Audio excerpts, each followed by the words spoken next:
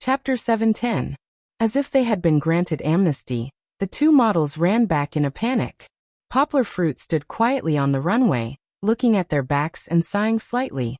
He had been the bad guy for once, and he didn't like the bad guy who used his power to bully others. They were too stupid to be fooled by him, but he believed that they would slowly understand after going back.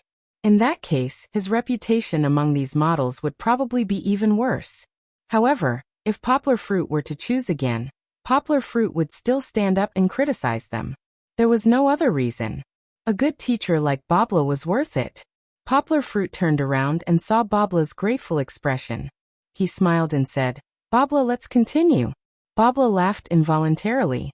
She waved her hand and said, "Leon, look at what time it is.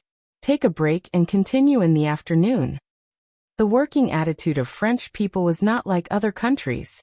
They paid attention to relaxation and moderation. Sometimes, it was even possible for them to take a vacation abroad for the whole month. Poplar Fruit looked at the clock hanging on the side. It was already 12:30. He smiled and said, "Babla, I'm sorry I didn't notice. I'll treat you to lunch at the Western restaurant downstairs." "No need to treat, let's go Dutch." Babla laughed. It was not popular to treat people to lunch overseas. However, Poplar Fruit still insisted. "Babla, I'll treat you. According to Chinese customs, we treat our teachers to lunch to express our gratitude and gratitude." Babla did not insist. Poplar Fruit went back to the back of the runway to change clothes. When he came out, he was very plain again. "Leon, you should buy some good clothes." Babla used a more euphemistic word. "It will be easier for you to integrate into the upper class." Poplar Fruit understood these principles, but he did not have any expectations for the so-called upper class. It was fine as long as he wore clothes that were comfortable. There was no need to dress like the models opposite him, which was very strange. Coming to Kiki's side, Poplar Fruit saw that the little girl was holding a bottle of milk and drinking it comfortably. Poplar Fruit forgot about the time, but Fong Min as an assistant did not. She had already made milk for Kiki. Of course, they were all brought by Poplar Fruit. "Papa, Papa, Kiki can say je suis Chichi." Seeing her father come over, Kiki moved the milk bottle away and happily showed off to her father. "Bravo." Poplar Fruit laughed and gave Kiki a thumbs up. Kiki happily followed suit. "Kiki, your English name." "Well, your French name is not Chichi. That doesn't sound good." Poplar Fruit corrected her. "Dad named you Logio. Or, you can come up with one yourself." Kiki scratched her head and said, "I like Papa's name." The little girl did not know how to give herself a name. Poplar Fruit smiled proudly. "Great." Fong Min gave Poplar Fruit a thumbs up and smiled. "Kiki inherited your language talent." Although it was a compliment, Fong Min was really envious. Watching cartoons with Kiki, she was still stupidly looking at the subtitles, while Kiki could already imitate and speak French. Poplar Fruit smiled and modestly said to her. He was very proud of Kiki. His daughter would definitely be better than him in the future. The third floor was a luxurious Western restaurant, and the price was naturally not cheap. Including the tip, Poplar Fruit had to pay a bill of nearly 4,000 yuan. Poplar Fruit did not feel the pinch. However, Artel had already arranged for it. He gave Fong Min a credit card and covered all of Poplar Fruit's expenses in France. So Poplar Fruit's treat later became a gift to Buddha with borrowed flowers. The food was very good. The taste of French food was not bad. As Fong Min said, there were steak sirloin, baked snails, pan-fried foie gras, and so on. However, these were not to Kiki's liking. Poplar Fruit ordered a small dessert for Kiki to try. After a while, the little girl yawned and took a nap in her father's arms. Barbara looked at Kiki. Her eyes were gentle for a while, and complicated for a while. As a woman, when she saw such a well-behaved girl, Barbara would also show her maternal instinct. This was something that transcended skin color and nationality. However, Barbara was very responsible for her work. Her professionalism made her feel that it was wrong for Poplar Fruit to bring his child to work. However, it seemed that she could not blame Poplar Fruit. Poplar Fruit was arranged by Artel, and Kiki was not very noisy and did not disturb everyone. Barbara really could not bear to drive Kiki away. It was really contradictory. Feng Min was very attentive. She had trained a pair of eyes in Beijing that knew how to observe people's expressions.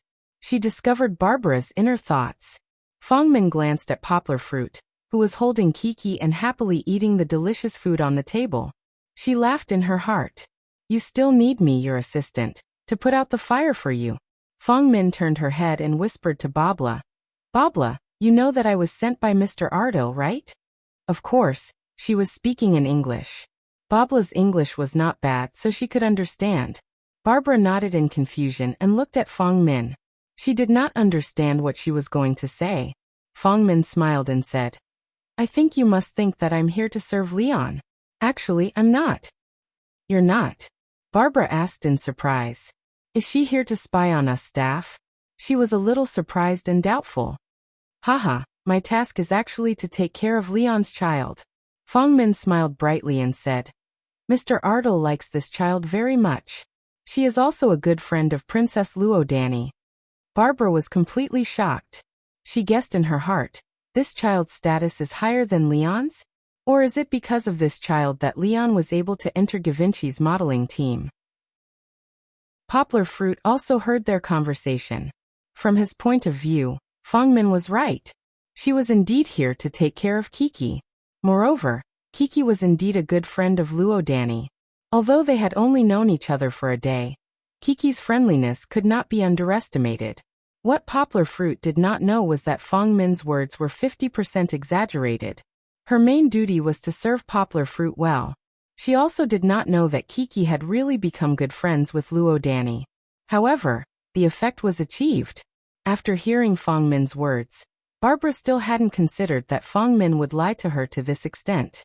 In her mind, she thought, why is this adorable little girl also such a character that shouldn't be trifled with? Forget it, I'd better not make things difficult for her. My daughter is very well behaved. I don't want to be the bad guy. Besides, with her cheering Leon on from the side, who knows, Leon might even improve a little faster. Chapter 7:11. In the afternoon, they went back to the 7th floor to continue practicing. Suddenly, there was a commotion in the crowd as greetings filled the air. Even Poplar Fruit and the others couldn't help looking over at this commotion. What kind of big shot had arrived? Poplar Fruit and Barbara also looked over. The sound was getting closer and closer. The crowd in front of the tea stage parted, and 2 men in red flowery clothes walked out with their heads held high. Pooh! Poplar Fruit couldn't help laughing. Leon, you know Mr. Matisse and Mr. Victor? Barbara asked in a curious voice. I met them yesterday. They are Mr. Ardil's makeup artist and hairstylist. Poplar Fruit said with a smile. How do you know them? Are they very famous? Of course. The famous Matisse and Victor of the fashion world. They were the darlings of the fashion world who worked for Mr. Sarkozy before. Barbara said in a worshipful voice. Look at the makeup artists and hairstylists here, including the models who brought them here. They all have to respectfully call them Mr. when they see them. No wonder the two of them were dressed like proud little roosters. Matisse and Victor seemed to be looking for Poplar Fruit. Under the guidance of someone, the two of them looked at Poplar Fruit before walking over. Poplar Fruit saw this and his head swelled up as he thought. It can't be right? They're serious? Matisse, Victor. Poplar Fruit came forward and scratched his head as he said, Why are you free today? Before he could finish, Victor jumped and shouted, Leon, damn it, put down your hand. I did your hairstyle for you yesterday. Damn, it's a chicken coop now. Poplar Fruit awkwardly raised his hand. He had been paying attention the entire time, but now that he was thinking about something else, he unconsciously scratched it. It's a good thing I washed off his makeup. Seeing his bare face, I don't need to worry about him ruining my work. Matisse said with a smile of schadenfreude on the side. You're laughing at me? Look at how he went up without any makeup. With the lights shining on him. How ugly would he be? Even if you don't feel ashamed, I feel ashamed because my partner is his incompetent makeup artist. Victor said with regret as he shook his beard. My friends, stop arguing. Poplar Fruit said with a headache. I haven't asked, why are you here? Doesn't Mr. Ardil need you to put on makeup? Hee. Victor laughed. Leon, have you forgotten? Didn't we talk about it yesterday? We want to be your professional makeup artist and hairstylist. Ardal agreed. Poplar Fruit asked, dumbfounded. Of course, we'll take care of you while you're in Bali. Victor smiled. We're going to turn you into the brightest star of Fashion Week. Matisse yelled enthusiastically. Oh my God. Poplar Fruit felt that the world was not normal. He even suspected that he was blessed by Lady Luck. Otherwise, why would he be able to stay in such a luxurious hotel in Bali, have such a good teacher to give him one-on-one guidance, and have two top makeup artists and hairstylists in the industry to serve him? Not only Poplar Fruit, but Barbara, who was listening to their conversation, also could not believe her ears. She looked at Poplar Fruit and muttered to herself, is he Mr. Ardal's illegitimate son? Otherwise, why would he spare no effort to support him? Poplar Fruit did not know that Barbara was criticizing him in her mind. At this time, he was being held back by the two ladies. Leon, come down. I'm going to do your hair again. It's too ugly. Victor said in a picky tone. Let me put on makeup first. Can't you see that he doesn't have any foundation on his face? Matisse argued. Poplar Fruit stopped them and said, Matisse, can I not put on makeup first? I haven't learned how to walk on the runway yet. I'll rehearse with makeup after I learn it, okay? You haven't learned how to walk on the runway yet? How is that possible? Matisse exclaimed in surprise. Yesterday, I saw that you were already a very good model. Look at your temperament and posture in the photo. I didn't lie to you. It's true. Poplar Fruit waved his hand and said helplessly, You thought so yesterday because I took a few photos under Mr. Ardal's guidance in China last year. Without makeup. Matisse was a little hesitant. You can do it without makeup. Victor waved his hand and gave a majestic conclusion. While everyone was looking at him in confusion, Victor smiled and said, But I still need to fix my hair. It's embarrassing to walk on the runway with messy hair. Humph. Everyone rolled their eyes at him in disdain. After a while, the two sides compromised. Poplar Fruit could spare some time for Victor to fix his hair, just a little adjustment. Then they tolerated Poplar Fruit's temporary no-makeup state. At this time, Chi-Chi broke free from Fong Min's side and jogged over. She pulled on her father's trousers and looked at Victor and the others curiously, asking, Uncle, are you guys gay? Kiki spoke in English, but Poplar Fruit was instantly frozen. He was confused and quickly apologized to Victor. I'm sorry, Victor. Matisse. My daughter is too rude. Kiki apologized to the two uncles. Poplar Fruit said in Chinese beside Kiki's ear. Matisse was thin and weak, but he was a very broad-minded person. He smiled and said in strangely pronounced English, Little angel, you're right. We are indeed a couple, but the word gay is impolite. We usually say homo. Kiki say mille pardon, messieurs. Apologized to the uncles. Kiki turned her head and saw her father's determined eyes. Then she obediently said according to her father's request. Alara. Matisse and Victor laughed and said, Little Angel speaks French so well. Sir, my name is Logiel, not Little Angel. Kiki said seriously. Logiel? I don't think I've heard of such a name. Matisse thought that Kiki had mispronounced it. Poplar Fruit smiled and picked up Kiki. He smiled and said to Matisse, Logiel is the abbreviation of Los Angeles. When I gave her a Chinese name, I got the inspiration from the name of the city of Los Angeles. It's a very nice name, just like an angel. No wonder Mr. Ardal keeps saying Little Angel. Matisse smiled and shook hands with Kiki. At first, Kiki thought that she was unhappy about the apology. But when Matisse teased her, Kiki's mood changed. She smiled and her eyes were curved. She was so cute. Chapter 7:12. After a brief interlude with Kiki, Poplar Fruit began to do his hair. Matisse. Poplar Fruit sat there and said to Matisse, Actually, you don't need to come here to accompany me during this period of time. I still have a lot of things to learn. I don't know when I'll be qualified to train with makeup. Matisse waved his hand with a smile and said, It doesn't matter. If you don't need makeup, we'll just sit here. It's no different from a vacation. Well, if you feel bored, then go down and take a walk, Poplar Fruit said with a shrug. Hey, Leon, don't move. Victor said angrily. It was not easy to do the hair. In fact, it was just spraying some hair styling water and scratching it. Victor looked at it and was satisfied. Poplar Fruit looked at it in the mirror and did not feel much change.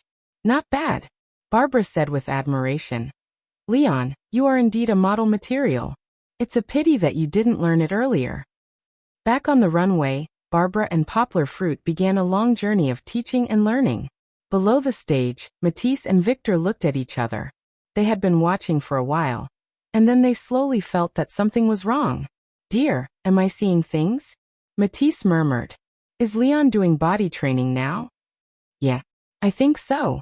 Victor touched his beard, blinked, and said, something's not right. Why is he training his body? Isn't he going to practice runway walking? Although they were only makeup artists and hairstylists, Matisse and the others often went to those fashion shows, especially Matisse. He loved beauty so much that he would not miss the shows of not only clothes, but also perfumes and accessories. It was really because of their influence that Matisse and the others also had some common sense about these models. Even if they did not know how to walk, they had a higher ability to appreciate. Matisse frowned and said, could it be that Leon really doesn't know how to walk? From my professional point of view, Leon is like a newbie, and there are all kinds of uncoordinated movements. Yes, indeed. Victor didn't feel optimistic either. He looked at Kiki, who was not far away, and didn't say anything harsh. Let's wait and see. The most basic model training was very boring. For example, they had to swing their legs for a few minutes and shake their hips dozens of times. After watching for a while, Matisse and the others felt that their eyelids couldn't open. They were so bored that they wanted to sleep. Hee Matisse, a friend recommended me a funny video on YouTube. Do you want to watch it together? Victor took out his phone and patted Matisse's arm with a smile. Okay. Matisse hugged his arm. The two of them sat together and watched the online video. The Wi-Fi in the hall was very fast, and there was no lag when watching videos. 1 hour, 2 hours. Fangmin even brought Kiki downstairs for a stroll. When they came back, Poplar Fruit and Barbara were still seriously practicing the most basic exercises. Don't let your feet off the ground. Lift your hips slightly, stand on your left heel, and point your toes on the ground. This will make your hips at an angle to the ground. Keep it for a while, and then change sides. Barbara talked a lot about the key points of hip pressing, hip balancing, waist balancing, and hip balancing. The hips had a very important impact on the model's catwalk. Not only the shape of the hips, but also the beauty of the person's bones when they moved. Therefore, Barbara paid attention to this aspect of teaching and emphasized that Poplar Fruit must master these movements. In fact, other instructors wouldn't be so meticulous because not everyone could remember all the details. Even if they had muscle memory, there might still be mistakes. Therefore, model training usually started from the basics and then gave guidance and fine-tuning when training on stage. Only an extraordinary genius like Yang Guo would be able to seriously memorize and imitate the entire set. Only someone as inflexible as Barbara would be able to provide such comprehensive and difficult guidance. Matisse raised his head and moved his neck. Then he looked at Poplar Fruit's exercises. Suddenly his head stopped moving. Victor was covering his mouth and laughing. He patted Matisse and pointed at the phone screen. Dear, look at this guy. Matisse didn't respond. Victor looked at him strangely, then looked at Poplar Fruit and said half-jokingly, Matisse, are you crazy about our Leon? Then I'll be sad. Matisse turned his head and looked at him. He put his arm around Victor's neck and kissed him heavily. Then he turned his head nonchalantly and pointed at Poplar Fruit. Look at him. Fangmin noticed the commotion on this side and saw the two kissing as if no one else was around.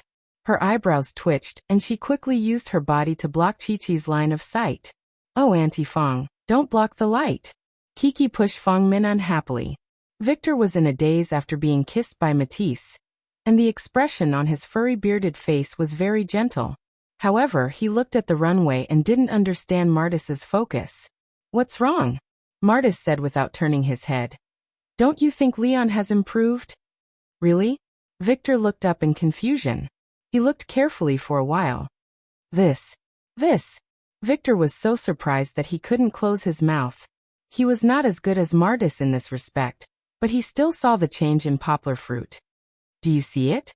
Compared with Leon 2 hours ago, he has undergone a drastic change. Martis said in an admiring tone.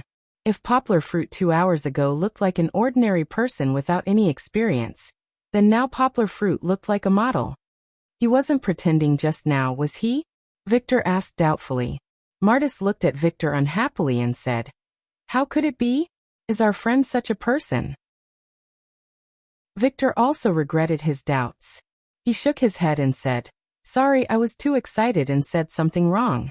Leon looks like he's really talented." The two began to be serious. They put away their phones and watched Poplar Fruit's performance on the stage. After watching for a while, they made a new discovery. Victor looked at the blue eyes and said, "Isn't he afraid of being tired? How long has he been standing on tiptoe?" Geniuses are not terrible. What's terrible is that geniuses work hard, Martis said with emotion. It seemed that Poplar Fruit had been practicing for the whole afternoon without rest. Chapter 7:13. The boring training had become the most interesting pastime in the eyes of Matisse and Victor.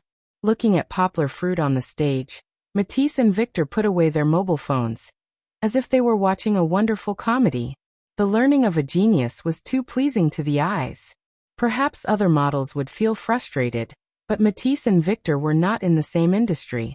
Looking at Poplar Fruit's performance and the smooth progress, it was as if a master was playing the piano. The rhythm was bright and clear, and it could be seen with the naked eye.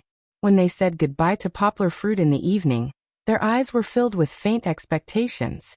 They could not wait to see what would happen in 10 days with Poplar Fruit's speed of progress. Perhaps we will have the opportunity to witness a miracle, Matisse and Victor said. Victor nodded in agreement. Originally, Poplar Fruit wanted to invite Matisse and Victor to play together, but Matisse and Victor wanted to enjoy their time alone. Poplar Fruit could only regretfully say goodbye to them. "Fong Min, do you want to go to the Champs-Élysées with us? Buy something to bring back to China?" Poplar Fruit laughed. Fong Min laughed and said, "No need. You young people can go play. I will go back to the hotel to rest." Her hotel was far away. Of course, it could not be a luxurious hotel like Shangri-La. "I am still young." Poplar Fruit laughed. "Fong Min, you make yourself sound old."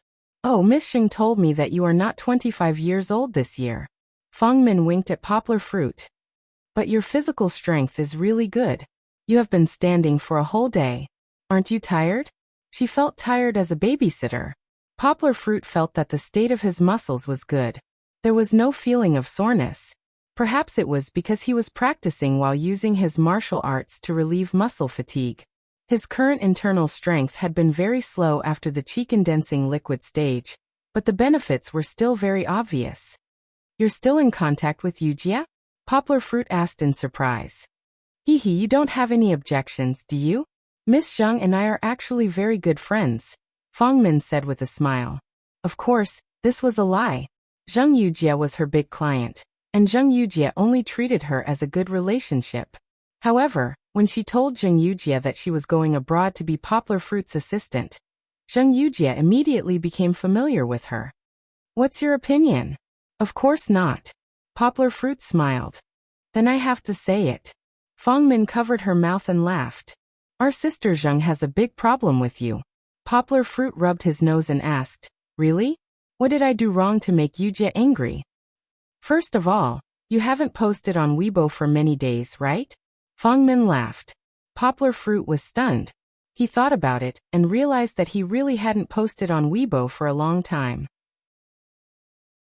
Since he confirmed his relationship with Fong Beibei, he was either busy or with Fong Beibei. For so long, it seemed that he had only posted on Weibo once. That was when Fong Beibei braided Kiki's hair. And then Poplar Fruit took a cute photo of the little girl in front of the mirror. "Also, you haven't called her since you came to Bali, right?" Fong Min said with some disappointment. "How can this be? You're a man, so you have to take the initiative." Poplar Fruit touched his nose again awkwardly. After he arrived in Bali, he called Fong Beibei and his parents, Zheng Yujie, Song Jiwen, and his teachers and friends who were concerned about him. In fact, he also told them on WeChat, but he didn't call them. After all, International long-distance calls were expensive, weren't they? Well, no more excuses. He was just lazy, so he didn't call them. Poplar Fruit promised Feng Min again and again that he would call Zheng Yujie when he went back. When Renaud drove the car, Poplar Fruit asked him to send Feng Min back, and then told him that he would walk tomorrow, so he didn't need him to send him. Mr. Leon, I could have come earlier, Renaud said expressionlessly. No, I'm not blaming you. Poplar Fruit laughed. It's just a short distance. I can walk by myself. Drive less, walk more, and promote a low-carbon economy. Poplar Fruit was joking with a sentence from the French government report. However, Renaud didn't respond to his witty words at all. He said with a straight face, I'll report to Mr. Ardel. After the two boring people left, Poplar Fruit held Kiki's hand and walked around the street leisurely. Speaking of the Champs-Élysées, it was known as the most beautiful street in all of France. Although Poplar Fruit was now in the high-end business district in the west section, he was still attracted by the magnificent night view. The lights were brilliant, and the classical buildings were also blooming with modern splendor. The light gray granite sidewalk with small blue dots was very wide. In China, it could be used as 2 lanes. There were street lamps, benches, kiosks, and poster posts. The artistic redesign of the road maintained the elegant and solemn style of the Champs-Élysées. Looking from afar, it seemed to be the intersection of the past, the present, and the future, making people feel dazzled. Through the dazzling display windows, you could see a variety of well-known international brands. Here, there were not only high-end fashion and perfume stores such as Givenchy and LV, but also high-end car galleries such as Mercedes-Benz, Renault, and Poplar Fruit's favorite Land Rover. Not only that, many famous cinema companies, high-end restaurants, and even some top entertainment venues were stationed here. However, Poplar Fruit didn't want to go in. Hi, children. Poplar Fruit was holding his mobile phone and recording a video. I'm Teacher Poplar Fruit. Kiki would like to say hello to everyone. Kiki looked at the camera and waved her small hand happily. Until now, her father had taken many photos of her. The little girl had a good sense of the camera. If Poplar Fruit hadn't stopped quickly, Kiki would have snatched her father's mobile phone. Well, Teacher Poplar Fruit is now in Bali, France. Do you remember the Bali that I told you before? Poplar Fruit smiled and moved his mobile phone to take photos of the street. Then he said into the microphone of the mobile phone, Teacher will now take you to visit the most famous Champs-Élysées in Bali. The burst of inspiration to record a video for the children was not accidental. Poplar Fruit had wanted to do this for a long time, but he had been so busy recently that he didn't think of it. Today, Feng Min told Poplar Fruit that he hadn't posted on Weibo for a long time. When Poplar Fruit took out his mobile phone to take a few photos and post on Weibo, he suddenly thought of this. Well, after seeing the Arc de Triomphe, today's tour of Bali with Poplar Fruit has come to an end. See you next time. Poplar Fruit said to the camera with a smile. Nearly an hour, they played for about 2 kilometers. Kiki was tired and yawned while holding his arm. It's time to go back and rest. As for the video, I'll send it to Lin Xingshan. The little girl is very enthusiastic. Recently, she has been teaching the children in Xiong village. She will show it to the children. Chapter 7:14. He wanted to call Zheng Yujie the next day, but he didn't expect her to call him first. Why did you wake up so early to call me? Poplar Fruit looked at the time. It was 11 o'clock in the evening in Bali, but in Beijing, it was only 6 o'clock. Poplar Fruit knew that Zheng Yujie always slept late and woke up late. She was able to get up before 8 o'clock because she was working so hard. Zheng Yujie's voice was lazy, as if she had not woken up yet. She yawned as she spoke. Because you don't have time at other times. If you don't call now, don't you want to rest later? Stunned for a moment, Poplar Fruit felt warm in his heart. He was not really a block of wood. He was touched by Zheng Yujie's concern. Why aren't you talking? Are you disconnected? Oh, no. Poplar Fruit could imagine Zheng Yujie curling up in bed, struggling to lift the earpiece to her face, and then squinting her eyes to look at it. Poplar Fruit smiled and said softly, No, I'm thinking about something. What are you thinking about? Zheng Yujie asked casually. Are you unhappy abroad? Why do you think so? Poplar Fruit was stunned for a moment and asked in amusement. Hey, do you still want to think about it? Zheng Yujia's voice was still a little hoarse, as she had just woken up. Why did you go to Bali to be a model? That's not what you're good at. It's different from being a translator. You can go anywhere, but being a model, that circle is messy and dirty. There are a lot of unspoken rules.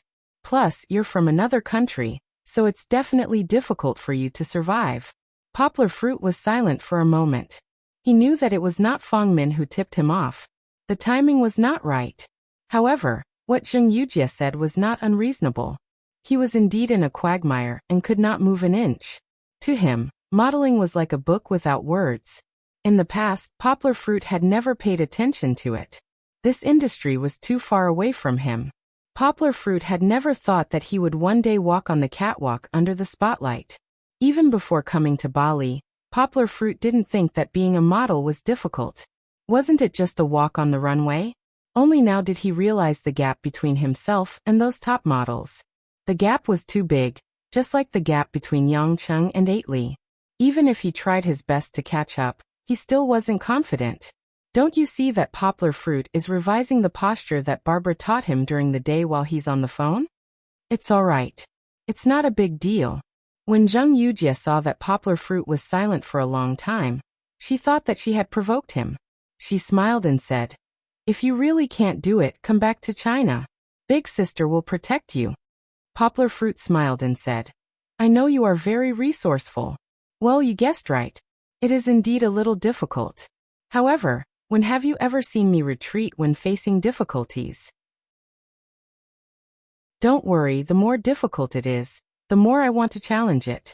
The more the people look down on us, the more we have to do our best and ruthlessly slap their faces, right? In the past, Poplar Fruit's image was gentle and calm. Zheng Yujie had never heard Poplar Fruit say such domineering words. This time, it was her turn to be stunned. Poplar Fruit's words made her fall once again.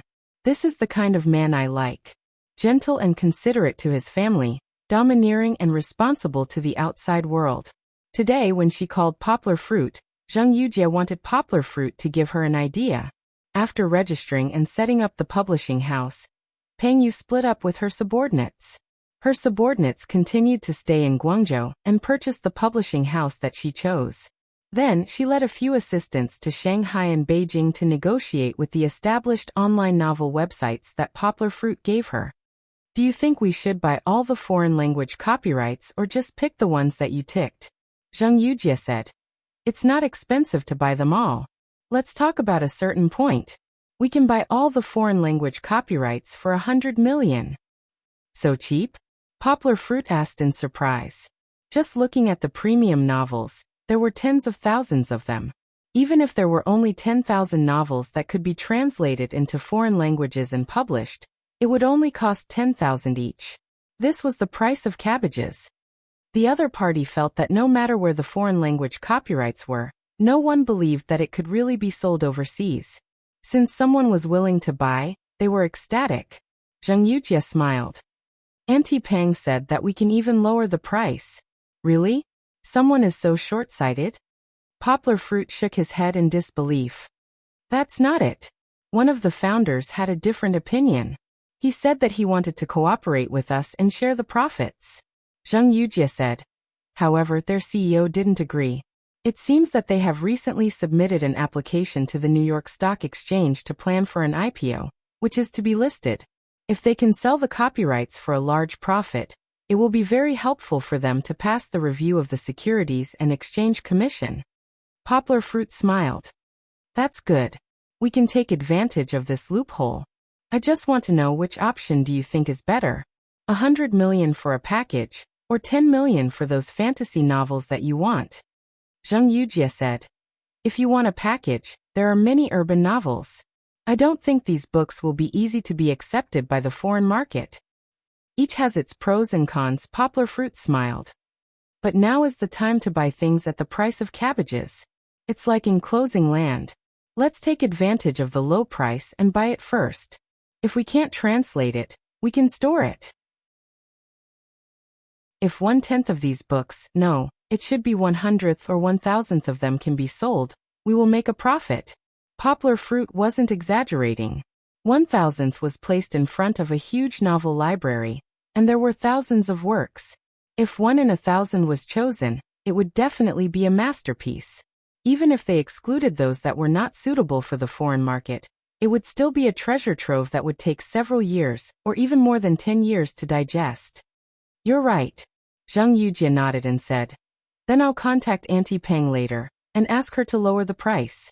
We can buy all of them as soon as possible. Anyway, their capital flow was relatively abundant. Spending 100 million wouldn't hurt them. Poplar Fruit smiled and said. You have to set the penalty higher. By the way, not only that, you also have to pay attention to the female market. Bring back more excellent works. It doesn't matter if the price is higher. This is the trump card for our publishing house to compete with other publishing giants in the future. Don't worry, Zhang Yujie said proudly. Unless they raise the price, how high can the foreign language copyright of online novels be? Even if they raise the price, we are not afraid. In the face of strong power, there were probably not many companies that would not do things according to the market rules. After talking about business, Poplar Fruit also talked to Zhang Yujie about his experience in Bali, including his makeup, rehearsals, and various kinds of life experiences. As they talked, Poplar Fruit found that there was no sound on the other side of the phone. When he listened carefully, only Zhang Yujie's steady breathing could be heard. She fell asleep. Poplar Fruit's mouth curved up slightly. He hung up the phone and let Zhang Yujie continue to sleep. Poplar Fruit himself didn't sleep so early. According to his habit, he did 2 hours of translation before climbing into bed to rest. Chapter 7:15. In the morning, Poplar Fruit got up earlier. Like before, he went to the gym to exercise for more than an hour, and then went back to the room to wake up Kiki. He even took Chi-Chi to practice a few rounds of clumsy fist, half playing and half practicing. Benben boxing was the set of moves that Poplar Fruit created in Xiong Village, and it was still being improved. The name was given by Kiki, and the full name given by the little guy was Smart Kiki Benben Boxing. Poplar Fruit felt that this name was shameless, so he only took the last part. What Poplar Fruit didn't know was that less than a quarter of an hour after he left the gym, Princess Charlotte, who was full of curiosity, also appeared at the door. However, she was destined to be disappointed. She opened the door, but the gym was empty. He stood me up? Princess Charlotte indignantly vented her anger on the treadmill. It's not easy to get up so early, but he actually didn't come. Was he really scared away? Forget it. I'm too lazy to pay attention to this guy. Princess Charlotte was busy, and she was not bored enough to track down an Oriental person every day. How come there's no car today? Kiki took her father's hand and walked with him on the winding path of Bali. Not all roads in Bali were as wide as the Champs-Élysées. There were also many beautiful footpaths paved with cobblestones, which were completely European style. Under the morning sun, the glazed windows, the octagonal street lamps, and even the black bronze benches were shining brightly. The quiet paths were filled with a kind of French romantic atmosphere. Because it's faster to walk. Poplar Fruit laughed. You see, such a beautiful place. If we take a car, won't we miss it? In order to let his daughter learn French, Poplar Fruit also spoke in French, and then slowly analyzed it for Kiki. Oui. Kiki nodded obediently. Poplar Fruit suddenly felt that next time he must take Fong Beibei to such a beautiful place. Fong Beibei would definitely like such a quiet and elegant European scenery. And the big manor mentioned by Artel. When could he ride a horse and pick grapes with the girl he liked? What a wonderful thing it would be. When they arrived at the club, Poplar Fruit was the first one to arrive. The uncle who opened the door for him said that for so many years, he had never seen a child as diligent as Poplar Fruit. Why did the uncle remember him? That was because Yang Guo was also the last to leave yesterday. The uncle didn't know that Yang Guo wasn't a real model. In his opinion, anyone who could enter Givenchy's door wouldn't be bad. Come. You're the best. The unknown uncle encouraged Poplar Fruit. Of course, the uncle was not a hidden NPC like a Shaolin monk. He couldn't turn Poplar Fruit from a rookie to a godlike model with just a few words. Poplar Fruit had to continue to work hard to change everything. Since the others hadn't arrived yet, Poplar Fruit didn't change his clothes. He just put on his shoes and walked on the runway. 1-2-2-1. Yang Guozheng repeated the rhythm to himself, and then repeatedly practiced the basic steps that Barbara had taught him yesterday. In his opinion, these steps were not practical at all. They were just like the complicated Tai Chi moves he had seen in the past. They were designed purely for aesthetics. What else could they do? With this model's steps, he would be lucky if he didn't trip himself, let alone fight with others. Of course, with Poplar Fruit's coordination and sense of balance, he wouldn't make such a low-level mistake. Papa. Chi-Chi didn't sit by the side to help her father look at things. Instead, she ran to the side of the runway in her little shoes. However, the runway was too high for her. Her little hand was raised high, but only half of her finger was above the table and barely hooked onto the runway. She could only hear the sound, but not see the person. Poplar Fruit walked over and squatted on the edge of the runway. He asked with a smile, "Kiki, what are you going to do?" "Papa hug." Kiki raised her head. Her big eyes looked pitiful. She raised her two little hands and twirled her head like a flower. Poplar Fruit stretched out his long arms and held his daughter's armpits. He lifted Kiki up gently. It was like riding a roller coaster. Suddenly, she flew into her father's arms. Ha ha ha ha, it's so fun. Kiki put her arms around her father's neck. She felt a little dizzy, but Kiki wasn't afraid at all. Instead, she liked it very much. Okay. Poplar Fruit patted Kiki's little head and kissed her face. He said, "Papa is going to practice. I'll play with Kiki when I have time." "Well, Kiki wants to play." Kiki turned her head. "Papa, can you take Kiki to play with you?" It was so boring to sit under the stage. She looked left and right, but no one was talking to Kiki.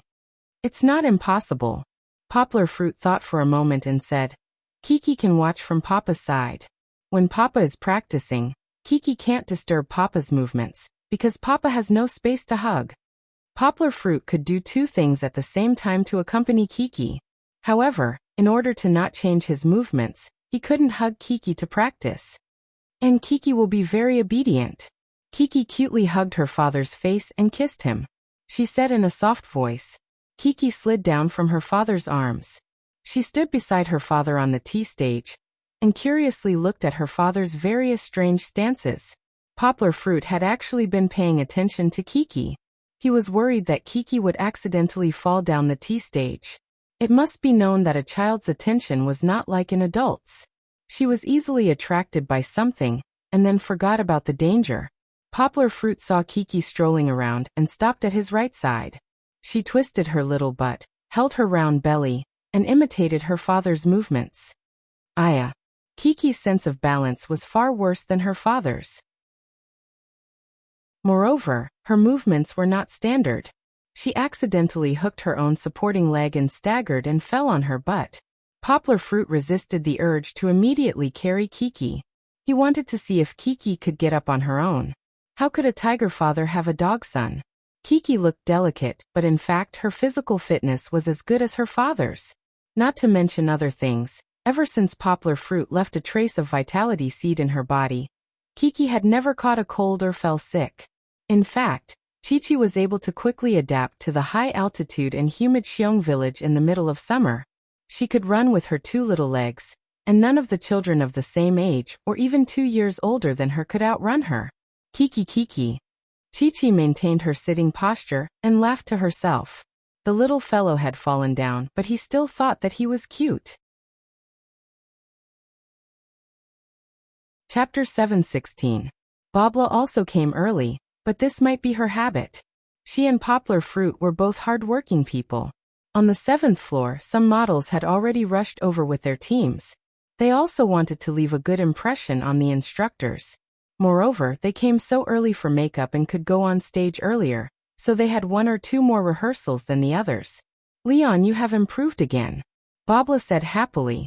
"You can actually integrate hip shaking, butt lifting, and other movements into your standing posture.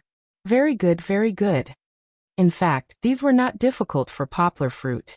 Poplar Fruit could do the most complicated martial arts movements, so this little difficulty was nothing. However, in Babla's eyes, Poplar Fruit's progress was like sitting on a jet.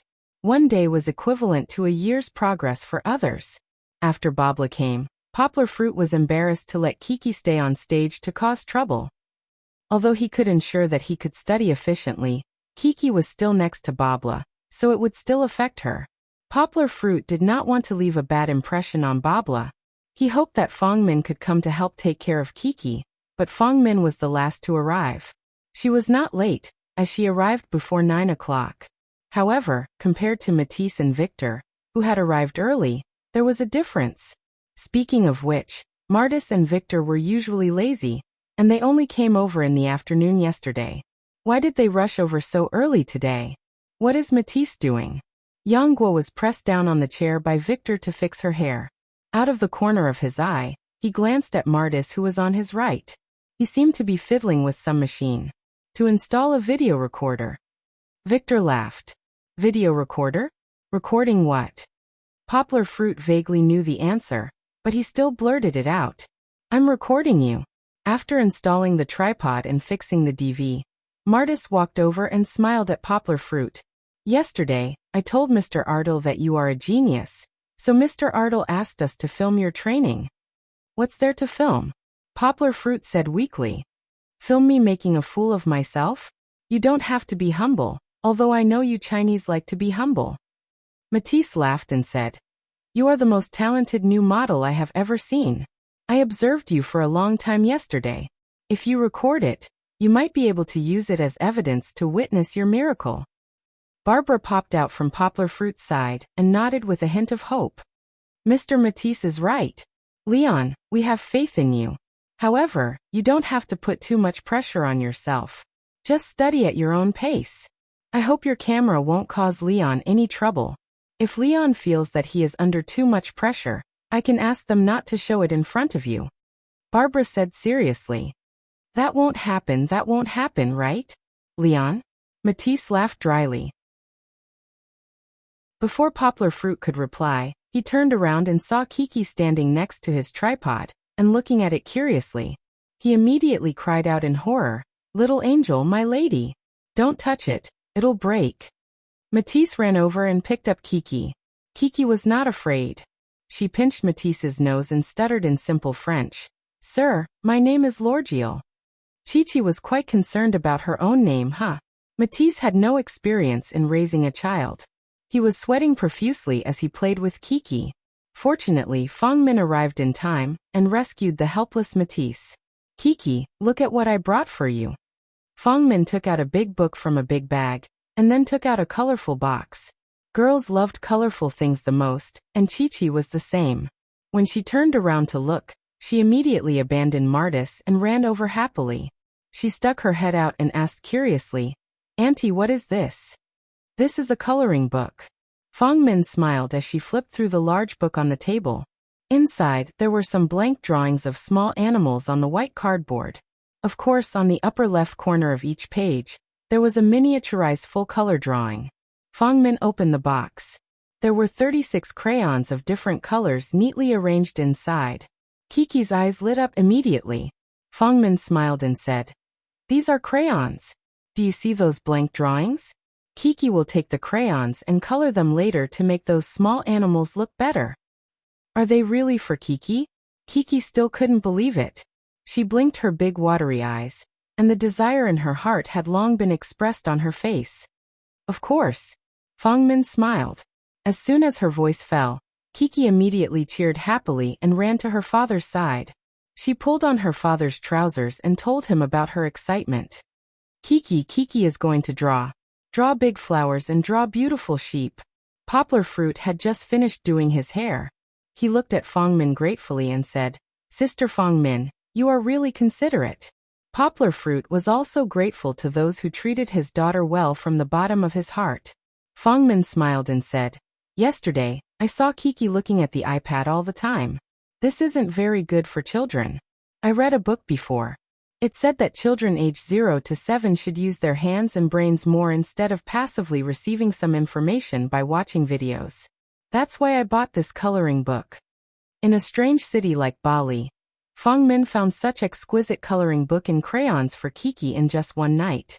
There must be a lot of difficulties that Fangmin didn't explain to Poplar Fruit.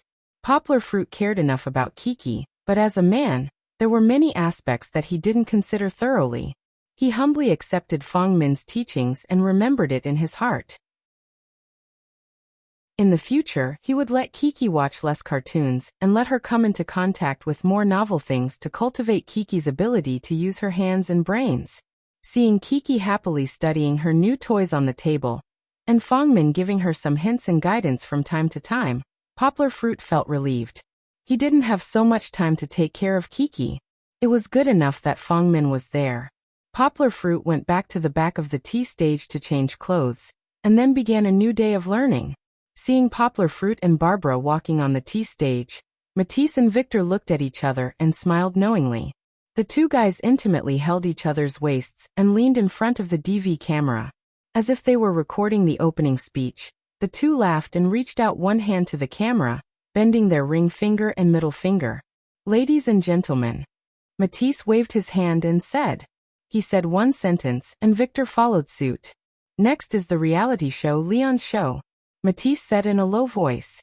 "You will see a genius, a new genius model with talent that even God would be jealous of. We will witness his growth."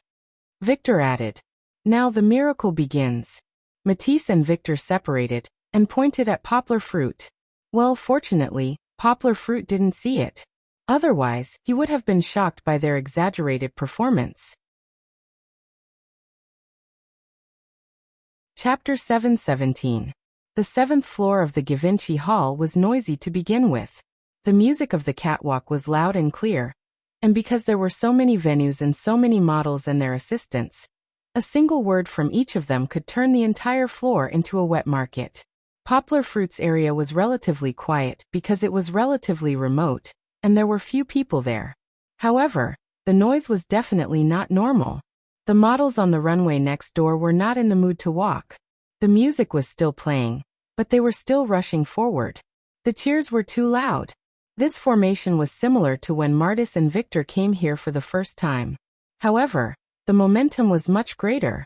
Could it be that some superstar had come? Why are they so excited? The only ones who were not affected were Poplar Fruit and Kiki. Yongguo was concentrating on his studies, devoting himself to the adjustment of his bones and the control of his muscles. Perhaps at this moment, only Chi-Chi's voice could wake him up from the world of the tea stage. It was not that he had not tried it before. In the morning, Chi-Chi held her crayon drawings and ran to show her father, and Yongguo had to stop his practice.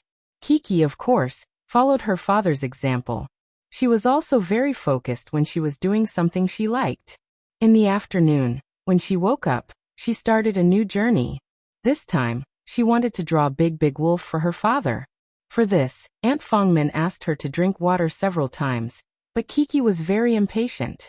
However, even though Poplar Fruit was very serious, he could not concentrate anymore, because Barbara's attention was attracted to the drawing. "Where's the teacher?" Poplar Fruit was very confused. He followed Barbara's gaze and saw a little princess in a princess dress, accompanied by an elegantly dressed man. They walked through the crowd and walked to the runway. "Oh, Princess Luo Danny is the darling of Givenchy." Barbara clasped her hands over her heart and had an intoxicated look on her face, causing Yongguo to shudder in disgust. Is it really Ardal's granddaughter, Luo Danny? Givenchy was here. Accompanying her was their family's ever-smiling and courteous butler. Poplar Fruit admitted that he didn't have a good impression of the rigid butler, but he didn't provoke him. What he said that day was just to fulfill his duty. If it were someone else, he would still say the same thing. Poplar Fruit didn't know that the reason why these people were so excited about Luo Danny was not only because she was Ardal's granddaughter, but also because Luo Danny was a high-priced fashion spokesperson. Although Luo Danny was young and a little shy, she was indeed a little beauty. Her mother had been rated as the most beautiful face in the fashion industry more than 10 years ago. Luo Danny had also inherited her mother's beauty and received a top-notch aristocratic education from a young age. At such a young age, she had already starred in 3 commercials. Among them, the most famous one was when she endorsed the world-class watch and jewelry company, Cartier's new diamond necklace last year. The little girl was still young, but she was already the darling of the fashion world. Yang Guo was such an old uncle, but compared to him, he was far from being comparable. When they saw Luo Danny and the others walking over, the group of people behind wanted to follow them. However, the butler smiled and gestured for them to go back. A few of the senior instructors didn't dare to continue flattering Luo Danny. Under everyone's gaze, Luo Danny lifted her skirt and walked to the side of the runway. She looked up and asked softly, "Mr. Leon, may I ask where the angel is? I want to play with her." Poplar Fruit was a little embarrassed. He walked over and jumped down from the stage. He couldn't let my daughter look up at him all the time, right? Of course, even if he jumped down, Luo Danny still had to look up at him. Poplar Fruit saw the butler's murderous gaze, and awkwardly withdrew his hand that was about to touch her head. "Isn't she here?" Poplar Fruit pointed to Kiki, who was immersed in her own painting world, and called out with a smile. Kiki's two white little hands each held a crayon. She had accidentally drawn a black line on her face, but Fong Min wiped it clean when she saw it. Hearing her father's call, Kiki subconsciously covered the coloring book with her arms. The little girl felt that it was better not to let her father see the unfinished painting. Looking up, Kiki shouted happily, "Luo Danny!" It wasn't that Kiki didn't call her sister, but that Westerners generally called people they were familiar with by their names, which made them feel closer. Luo Danny's long skirt was a restraint for her running. After a long time, she slowly moved to the front of Kiki. Kiki had already reached out and called out to her, "Luo Danny, let me show you." Feng Min could no longer stay calm. She gave up her position in fear, and stood behind the chair to carefully protect it. With her help, Luo Danny lifted her skirt and sat on the chair. She even said thank you to her, which made Feng Min a little flattered. "Wow, is this your painting?" Although Luo Danny was a celebrity, she still had the character of my daughter. When she saw Kiki open the coloring book, she covered her mouth and asked in surprise, "Yes and no." Kiki thought for a moment and said, "The painting was given to Lorgio by Auntie, and these colors were painted by Kiki." Of course, there were some complicated explanations that Kiki couldn't understand even in English. She also supplemented it with body movements. Luo Danny had long been accustomed to this kind of communication with Kiki and understood at a glance. "Oh, it's so beautiful," Luo Danny said with some envy. "By the way, who is Lorgio?" "Lorgio is me. My name is Lorgio." Kiki said the last sentence in French. "Dad gave me the name." "Luo Danny, do you want to draw?" The little girl changed the topic so fast that Fong Min, who was next to her, was a little dizzy. Luo Danny excitedly took Kiki's crayons and happily said, "Okay. Which one should I draw for sister?" Kiki leaned on the table and flipped through the coloring book, pondering. In addition to this big wolf, which one does sister like to draw? Big wolf was Kiki's favorite. She was reluctant to share it with others.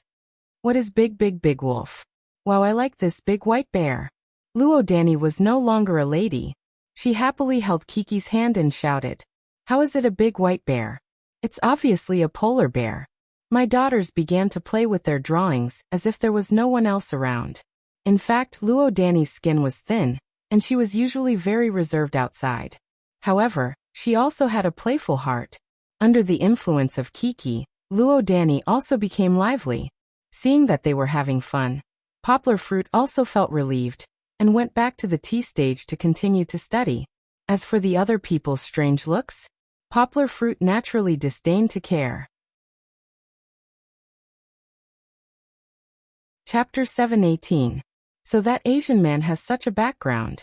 Originally, the discussion about Poplar Fruit on the 7th floor had gradually died down. After all, everyone had their own things to do. However, Luo Danny's arrival put Poplar Fruit in the center of a whirlpool once again.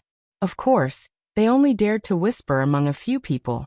With the Givenchy family around, they didn't dare to slander him loudly unless they didn't want their jobs anymore. He just relied on his connections to get to where he is. Who knows if he betrayed us?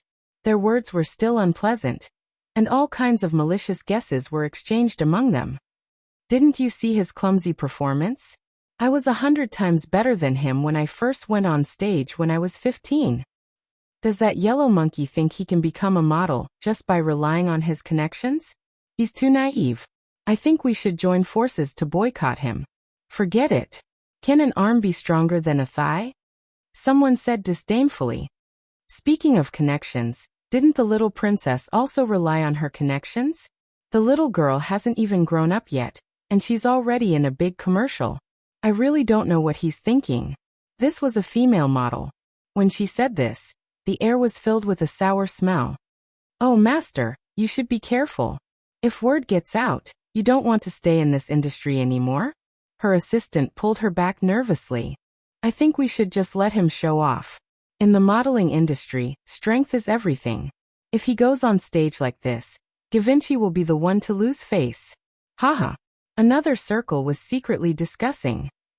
I'm looking forward to going on stage with this yellow monkey, someone said with a laugh. Why? Everyone loathed Yonggua, yet his words were so shocking that they couldn't understand. Without the contrast of failure, how can there be the brilliance of a pearl? He proudly raised his head and said, if I go on stage with him, the worse he performs, the better the audience will think I perform. Everyone's eyes lit up, and their hearts began to stir. Poplar Fruit still didn't know that his image among the models had fallen again and again. He had completely degenerated into a clumsy villain, who only knew how to rely on his connections to get to where he was. However, even if Poplar Fruit knew about it, he wouldn't take it to heart. No matter how bad their opinion of him was, Poplar Fruit would not try to change it.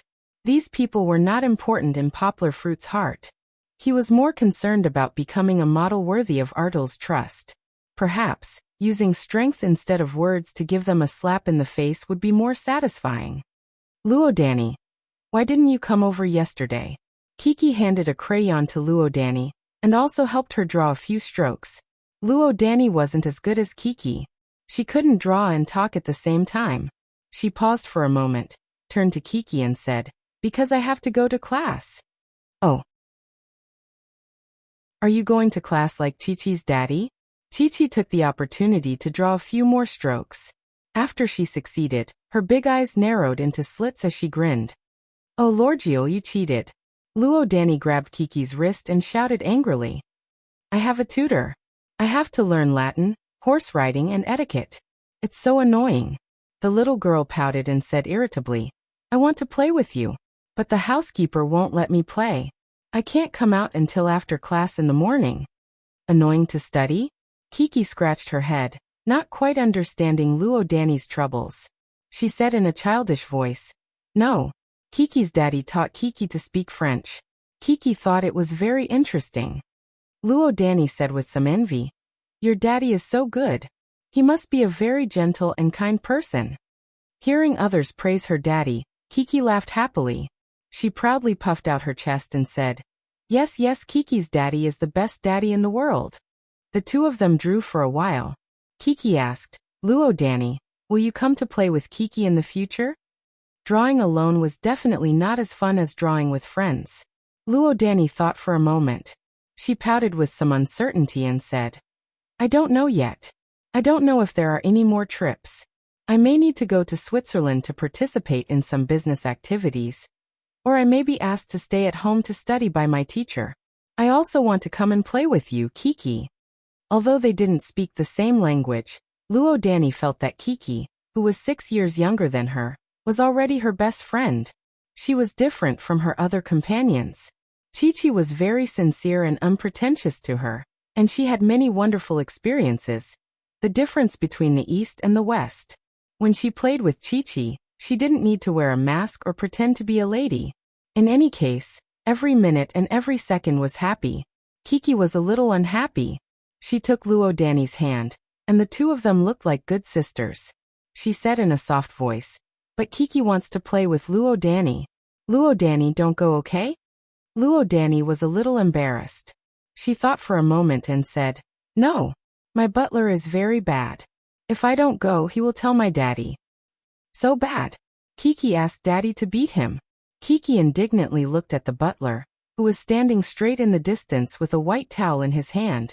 She felt that these guys were as bad as Big Bad Wolf. Luodani covered her mouth and laughed. She didn't take it seriously, and she didn't think that Kiki's father was very powerful. However, she was still very moved by Kiki's action of protecting her friend. She took Kiki's hand and said, "Kiki, why don't you come with me? Come to my house as a guest, and we can go play together, right?" "But Daddy is not free." Kiki was a little moved. She looked at her father and shook her head regretfully. "It doesn't matter. You tell your father that you will come to my house as a guest for a few days. When you want to go home, you can ask your father to pick you up." Luo Danny said, "I often go to my aunt's house to play." Kiki shook her head without thinking and said, "No. Kiki doesn't want to leave Daddy." If going to Luo Danny's house to play was a tempting cake, then staying by her father's side was a dreamy candy city. Although Kiki liked to play, she didn't dare to imagine how uncomfortable it would be for her to leave her father. One must know that since she was born, except for 1 or 2 times when Sister Bebe came to take care of her, Kiki almost never left her father for a whole day. Especially at night, if her father didn't tell her a bedtime story, Kiki wouldn't be able to sleep. Luo Danny was a little regretful. She sighed like an adult and said, "I really don't know what to do with you. You can't leave Daddy, just like a child." "Kiki is a child," Kiki said with a smile. "Luo Danny, don't be angry. If Daddy is free, Kiki will definitely come to play with you." Luo Danny patted Kiki's little head. At this time, she said like an elder sister, "Well, Kiki, don't worry. If I have time, I will ask the housekeeper to send me here to draw with you." Chapter 719. For the past few days, Poplar Fruit had been practicing day and night. Only in the afternoon would he sneak out and use Matisse's DV to record videos for the children. At this time, Poplar Fruit did not look like he was traveling. Instead, he looked more like a tour guide introducing the local customs of a foreign country to the children. Although it was quite tiring, the children's enthusiastic reactions made Yonghua feel happier, and happier than if she were to play alone. Speaking of which, Poplar Fruit was a little regretful. If he had not known the children so late, he would have set up an award for the children who improved quickly to come to Bali to experience the atmosphere of a foreign country, instead of giving the quota to the 2 girls in the French class. Of course, this was just a fleeting thought. Poplar Fruit seriously considered the possibility of this matter. He suddenly felt that this idea was not necessarily a good thing. After all, the difference was too big. Those children lived in the mountains, just like most Chinese people. They might not have the opportunity to step out of the country in their lifetime. If they were to be impacted by the extravagant lifestyle of a foreign country, they might not have the heart to study when they returned. They should not study so hard for the sake of the award he set up. This goal was wrong. Leaving a memento, allowing them to work hard to surpass themselves, and rely on their own abilities to obtain the life they wanted in the future. This was the purpose of Poplar Fruit's long-distance education. Poplar Fruit was very tough. When Fong Beibei and Poplar Fruit video chatted, she also said that she blamed Poplar Fruit for working too hard. He had become tanned and thin. In fact, Poplar Fruit was not that miserable. He was not tanned, but he was a little thinner. That was because Babla asked him to restrict his diet for the sake of shape. He had to eat those nutritious meals that were hard to swallow. Then he practiced day and night. During this period, no matter how tough it was, Poplar Fruit would go to the gym to practice boxing. He also used his brain. Entering a new field, Poplar Fruit had too much to learn and think about. Of course, he would be a little thinner. However, his body was one step closer to the golden ratio. Feng Beibei's worry and heartache were because of love. When Poplar Fruit told her about his training, he didn't dare to tell her the truth. Even so, Feng Beibei still shed tears of heartache. As a result, Poplar Fruit only dared to report the good news and not the bad news. No matter how much pain and grievances men suffered outside, they had to grit their teeth and bear it by themselves. How could they bring it back and let a woman bear it with them? This was not male chauvinism. This was also love. Because of love, Poplar Fruit had to stand out to block the wind and rain, leaving only the brightest sunshine for Feng Beibei. Yes, Poplar Fruit had been through a lot in the past few days in Bali. In other words, he had become the center of the whirlpool in the fashion industry of Bali and even the world. Even Givenchy was controversial because of him. It wasn't the criticism of the models. If it was just the criticism and slander of the models, Yonggwa wouldn't have been affected. One day, as usual, he went to the hall to practice with Barbara. When Matisse and the others arrived, they handed Poplar Fruit several fashion newspapers with a gloomy face. With Poplar Fruit's language ability, it was no problem for him to understand these newspapers. He didn't even need to open them. Almost every headline was about him. Fashion degenerates into vanity. Exposure. Givenchy will do anything to open up the Eastern market. Bali Fashion Week does not welcome trashy models who rely on connections. Who is he? Is Givenchy the lover of a big shot? The news came from a model's Twitter account. He had secretly taken some photos of Poplar Fruit's training. Although the photos were taken from a distance and his face was a bit blurry, the photos were taken when Poplar Fruit had just started. From the photos, it could be seen that Poplar Fruit was walking on the runway unsteadily, like a clumsy Donald Duck. Assistant Director Jacques had come to see Poplar Fruit's training yesterday and scolded Poplar Fruit with disdain. Then he accidentally revealed the inside story that Poplar Fruit had unconditionally occupied a spot in the main show. This caused an uproar on the 7th floor, and also caused the model who had exposed the news to be indignant. After he posted Yonggwa's photo with exaggerated details, he probably regretted it after causing such a huge uproar. In less than 2 hours, he deleted it himself. However, many people had already reposted them. Even if he deleted them, the photos had already been saved. His Twitter account had also been screenshotted. Even if Givenchy wanted to settle the matter through public relations, it was impossible.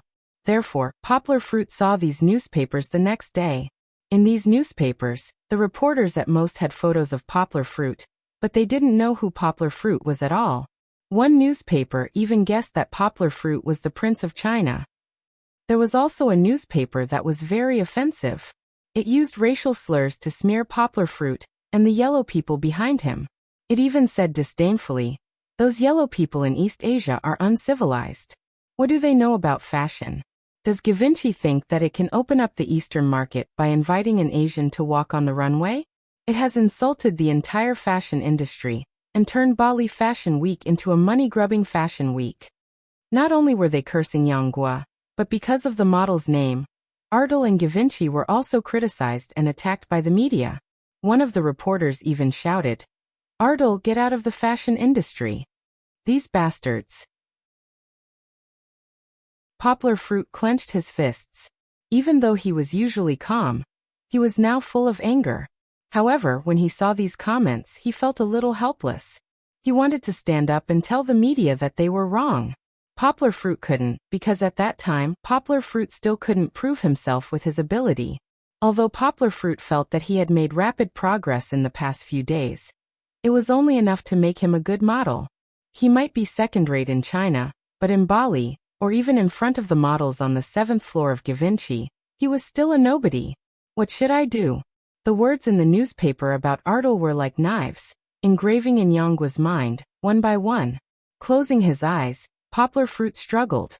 He didn't want to admit defeat, but more than that, he felt endless regret. Opening his eyes, Poplar Fruit looked at Matisse and Victor, who were also in a bad mood. He sighed softly. In his eyes, Poplar Fruit had a trace of determination. "Matisse." Poplar Fruit gritted his teeth and said in a low voice, "What does Mr. Ardal want me to do? It doesn't matter. I can quit now.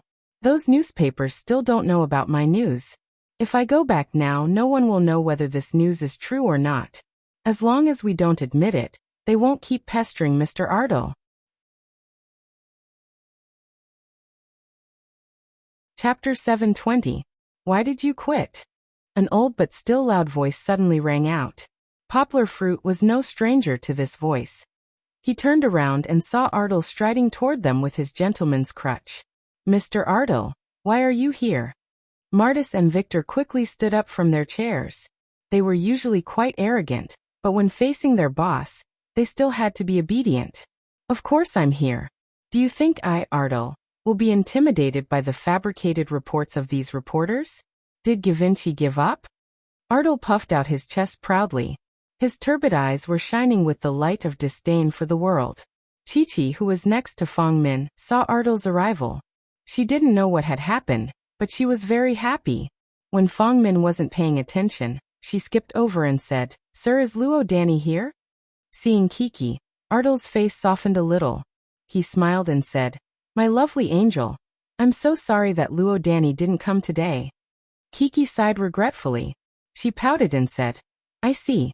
Sir, if you see Luo Danny, please remember to tell her that Kiki misses her very much." In the past few days, under Poplar Fruit's teaching, Kiki's French had improved a lot. She said these words in French, although she stuttered a little and mixed in some English words. "I will," Ardal said with a smile. Poplar Fruit asked Fong Min to take Kiki aside. The conversation was a little heavy, and Poplar Fruit didn't think it was suitable for Kiki to hear. "Ardal, I'm sorry. I let you down." Poplar Fruit sighed and looked at Ardal.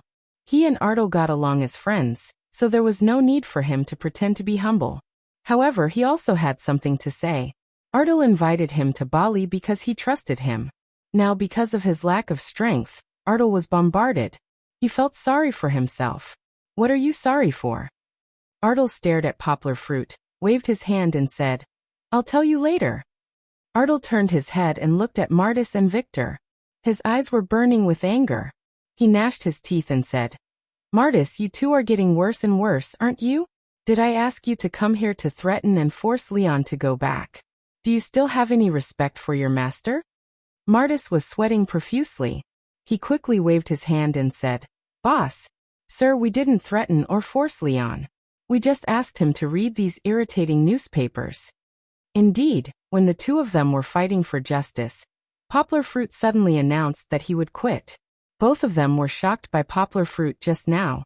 "Ardal, don't blame Martis. I said I would quit," Poplar Fruit also said for Martis. Ardal was still angry.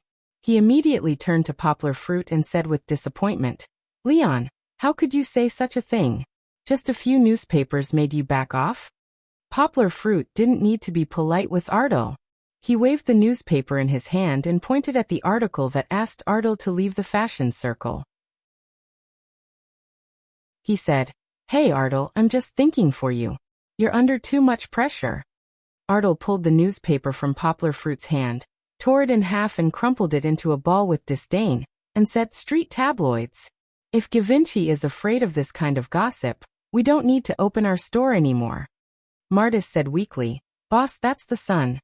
Ardal threw the newspaper ball into Martis's arms, waved his hand and said, "Throw it away." "Leon, don't worry." Ardal smiled calmly and said, "I'll take care of these outside things. You just need to focus on your training." "Really?" Poplar Fruit frowned and asked. He was not stupid. Although Ardal didn't seem to care, Poplar Fruit still felt that this matter was not simple at all. The news that came out now could be big or small. If someone really wanted to hold on to it, it could be treated as a scandal. Could Ardal just ignore the Givenchy board of directors? His name was not Hubert. Givenchy. He was just a collateral member of the Givenchy family. He was not even the chief designer. Babla. Ardal didn't want to waste time with him. He waved his hand and called Babla over. He looked at the dark-skinned instructor and restrained his aura. Then he said gently, "Babla, I've watched the videos these days. You taught very well. Leon has made great progress." Babla was flattered and said, "Thank you, Mr. Ardal. This is also because Leon is so talented. I just did my job." Ardal tapped his cane and said, "You don't have to be humble like Leon. If I say you taught well, then you taught well." "Yes, sir." Babla lowered her head and said. Ardal turned his head and said to Poplar Fruit, "Leon, I'll take care of the guy who leaked the news."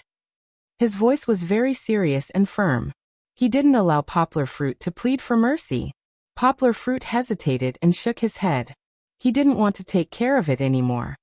"But you can't continue to practice here," Ardal said.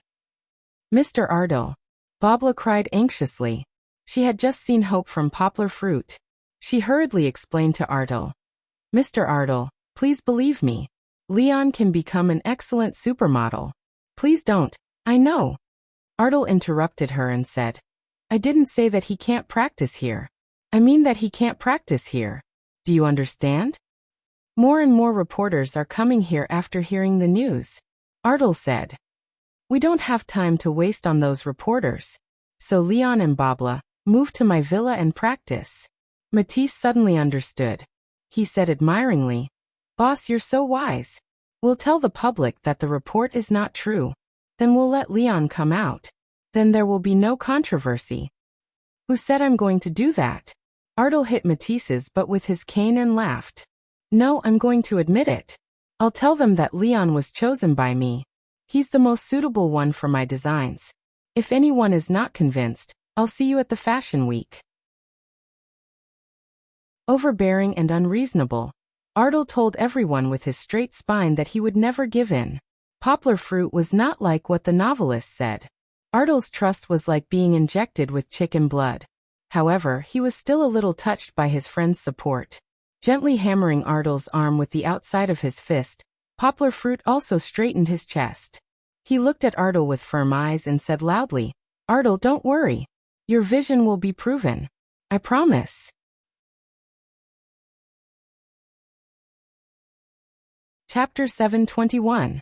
In the morning, Poplar Fruit and Kiki quietly avoided the reporters who hadn't arrived yet.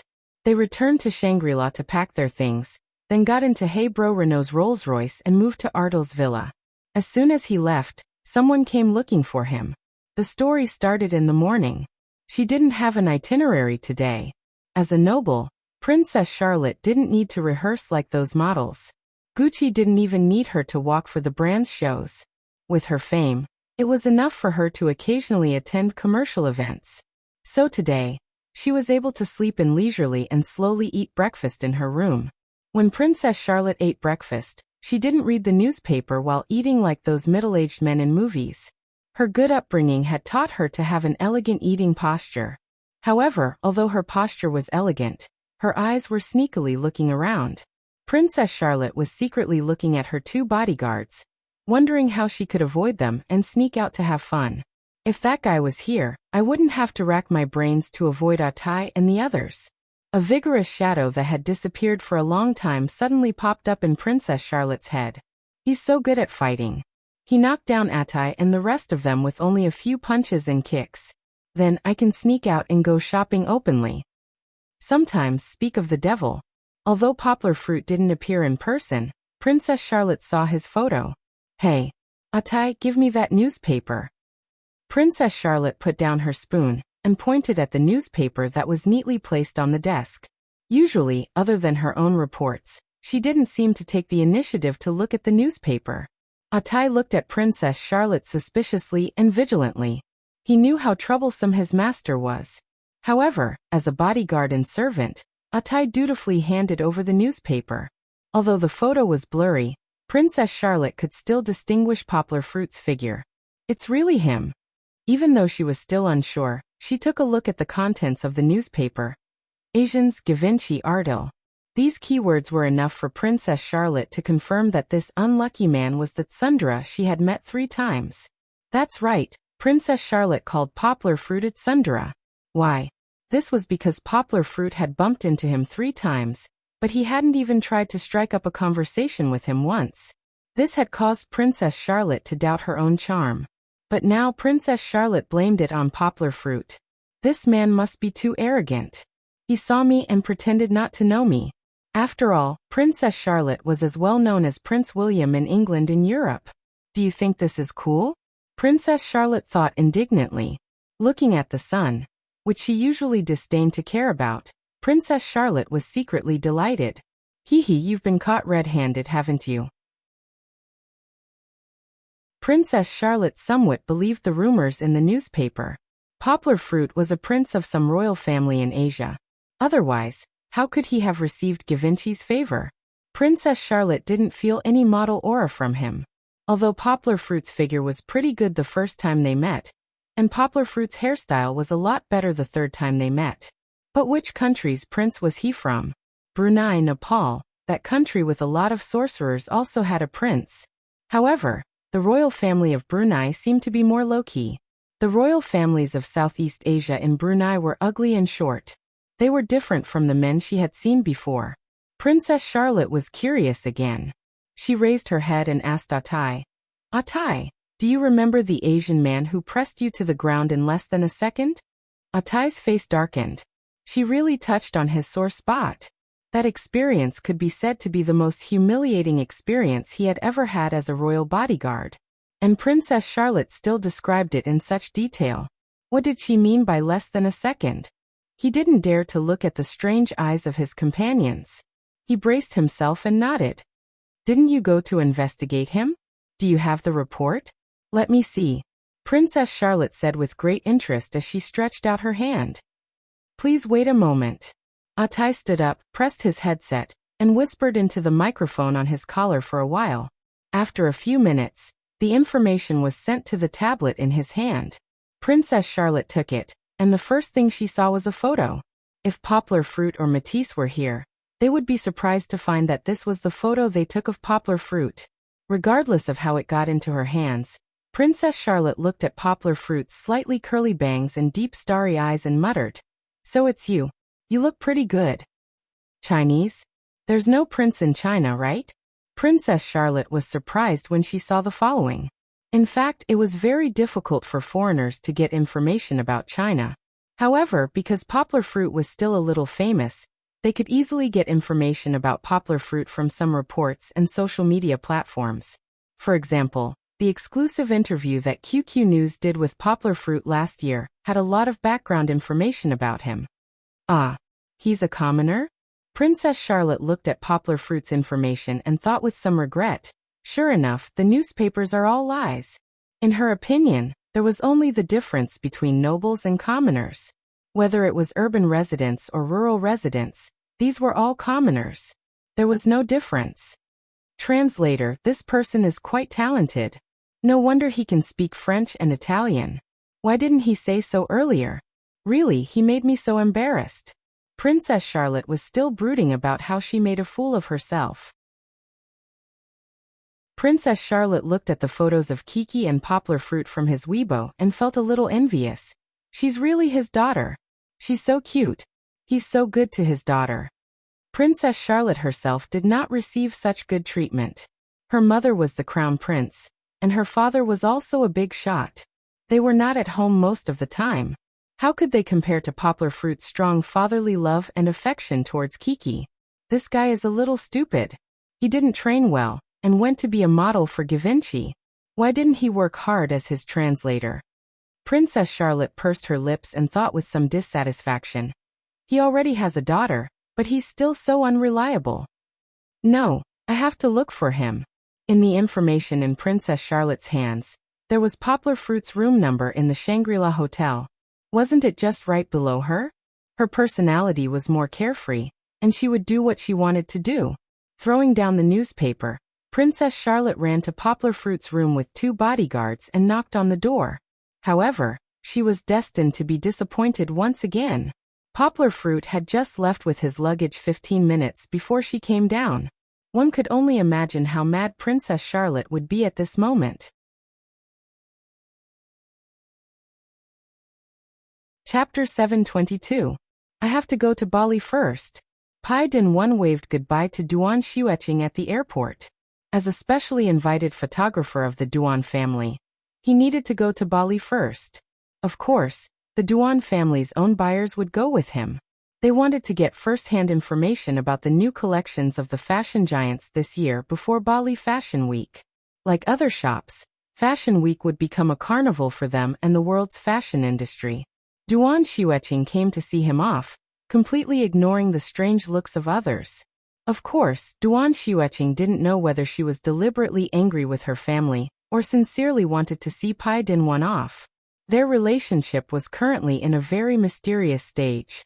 Pai Din-1 added a little initiative to pursue Duan Xueqing on the basis of stable development. Usually, when he came to see Duan Xueqing, he would either bring some snacks that Duan Xueqing liked to eat or a fresh flower that was said to be picked by the roadside. It was romantic but not abrupt. Duan Xueqing didn't agree, nor did she make a clear statement. However, a few days ago, Duan Xueqing seemed to open her heart to Pai Din-1's pursuit after she learned from a senior that she met at Poplar Fruit's class reunion that Poplar Fruit had a junior in school. However, the good times didn't last long. Before they had time to develop further, Pai Dinwan had to take a plane to Bali. Duan Xueqing had to stay in China for another week because of the progress of her passport. After seeing Pai Dinwan off, Duan Xueqing stood outside the airport and watched the plane fly away silently. Whether the girl was standing in the drizzling alley of Jiangnan or in the bustling airport of Shanghai, her silent expression, her slim figure, and her cold breath always made her feel like a pure white lotus. In September, there was already the bleakness and desolation of the autumn wind. The girl was neither happy nor sad, or she didn't know whether to be happy or sad. Leaving the domestic grudges aside, Poplar Fruit and his daughter moved into the secluded villa in Ardal. After moving into the villa, the happiest person was not Poplar Fruit, but Kiki, who could finally get together with her good friend Luo Danny. There was no need to mention how excited they were when the two little girls met. They ran up and down in the villa, letting their happy laughter fill the whole villa. A few nannies were panting as they followed behind them, afraid that the two little devils would fall or bump into something if they ran too fast. They didn't know how the two of them had such stamina that they couldn't stop playing for an hour. It wasn't until the housekeeper caught them all and took them to the piano room for piano lessons that they finally quieted down. Poplar Fruit didn't know that Ardal had expelled the model who had exposed Poplar Fruit from Givenchy's team. He also didn't know that Ardal had privately informed the other tycoons to jointly ban the model. He also didn't know that Ardal had severely punished Jacques, the assistant director who had caused him to be in a passive position. Ardal didn't want him to know about any of this, just like the reporters who were looking for the man in the photo, like they had been injected with adrenaline. Ardal isolated all the storms from the outside world outside the villa, creating a space for Poplar Fruit to practice without distractions. Poplar Fruit knew that the current peace was only temporary. The more Ardal suppressed him, the greater the backlash would be. Perhaps a storm was brewing. Yang Gua needed to make use of the little time he had to quickly grow up. In the afternoon, Poplar Fruit trained very hard. In the evening, Poplar Fruit still didn't rest. After Babla went back and Kiki went to bed, he went to the temporary tea stage in the villa and practiced the catwalk over and over again. He had already practiced the whole set of basic cat steps to a decent level, but he still wanted to practice more. He wanted to practice how to use his body's movements and the changes in his eyes to show his inner scholarly and aristocratic temperament. Yang Gua still remembered that Givenchy had taken a liking to these two qualities of hers. Models with good figures and solid basic skills were not easy to find, but there were still a lot of them in Bali. Her body was shaped by her innate talent, and her basic skills benefited from her hard work. These were not as rare as Yang Gua's two temperaments. Otherwise, how could there be so many aristocrats and celebrities in the fashion industry? It was because their unique temperaments had conquered designers and audiences all over the world. Temperaments were not born, nor could they be obtained easily. They were traces left by personal experience and years of practice. Poplar Fruit wanted to stand out from the other models. He not only needed to build himself from a blank piece of paper to a supermodel with solid basic skills in half a month, but also to show his unique and charming temperament. This was a big problem that even Babla, who had a wealth of theories, couldn't solve. Poplar Fruit needed to explore it himself and find his own modeling path. He set up a DV camera in front of the stage and connected it to the LCD TV next to him. Poplar Fruit would walk on the stage for 10 to 20 minutes, constantly adjusting himself. During this time he was blind. He didn't know whether he had succeeded or not, but he would use different ways to show each movement. Then he would rely on his strong memory to record each movement as he walked. Then he would watch the DV camera and evaluate his own performance through the video taken by the DV camera. Speaking of which, he had watched a lot of videos of fashion shows recently, so he had some ability to judge himself. Getting rid of the dross and selecting the essence, Yang Gua did not pursue too much. As long as he could find one or two suitable movements, he would have a great harvest. Poplar Fruit didn't know. He was watching himself in the DV camera. Someone in the monitoring room was also watching him. He practiced here for the whole night. Ardal pressed the rewind button, and the video returned to Poplar Fruit's last show before he stopped. "Yes, it's been 3 hours since 8:30, the housekeeper said respectfully. "What a hard-working and excellent child." Artel looked at Poplar Fruit's show with admiration in his eyes. He compared the video that Matisse had brought back for him. The Poplar Fruit now was totally different from the one he had seen a few days ago. On the screen, Poplar Fruit inadvertently wiped the sweat on his forehead. His eyes were still full of concentration, which made people feel a strong sense of shock. Phew, I'm getting old. I'm going to sleep first. You keep an eye on him for me. Give him another half an hour. If he doesn't stop, tell him to go to sleep, Artel said. His slightly upturned mustache couldn't hide his gratified mood.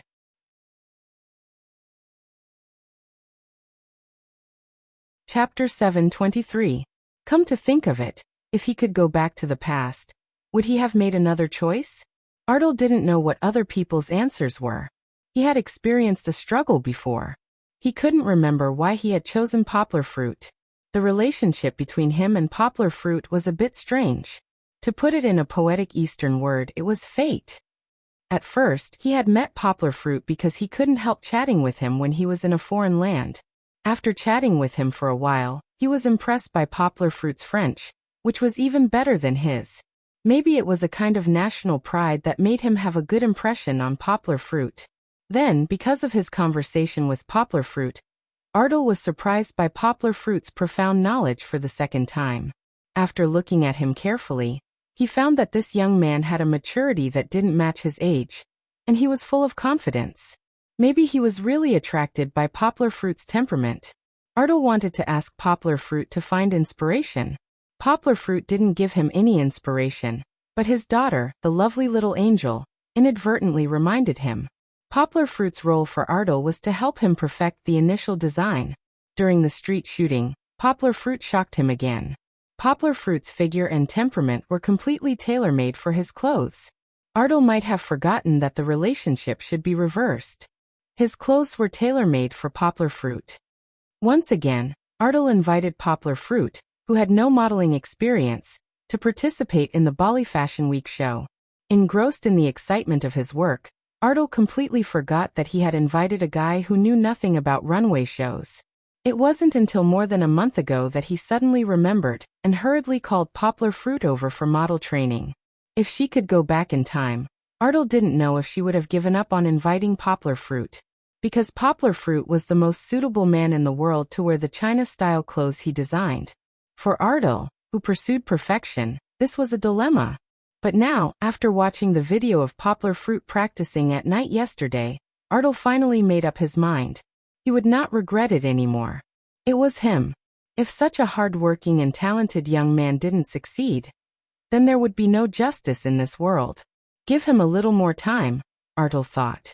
I believe that he and I will give you bastards a miracle. You bastards. He was referring to the group of reporters and paparazzi who had gathered outside Artel's design studio.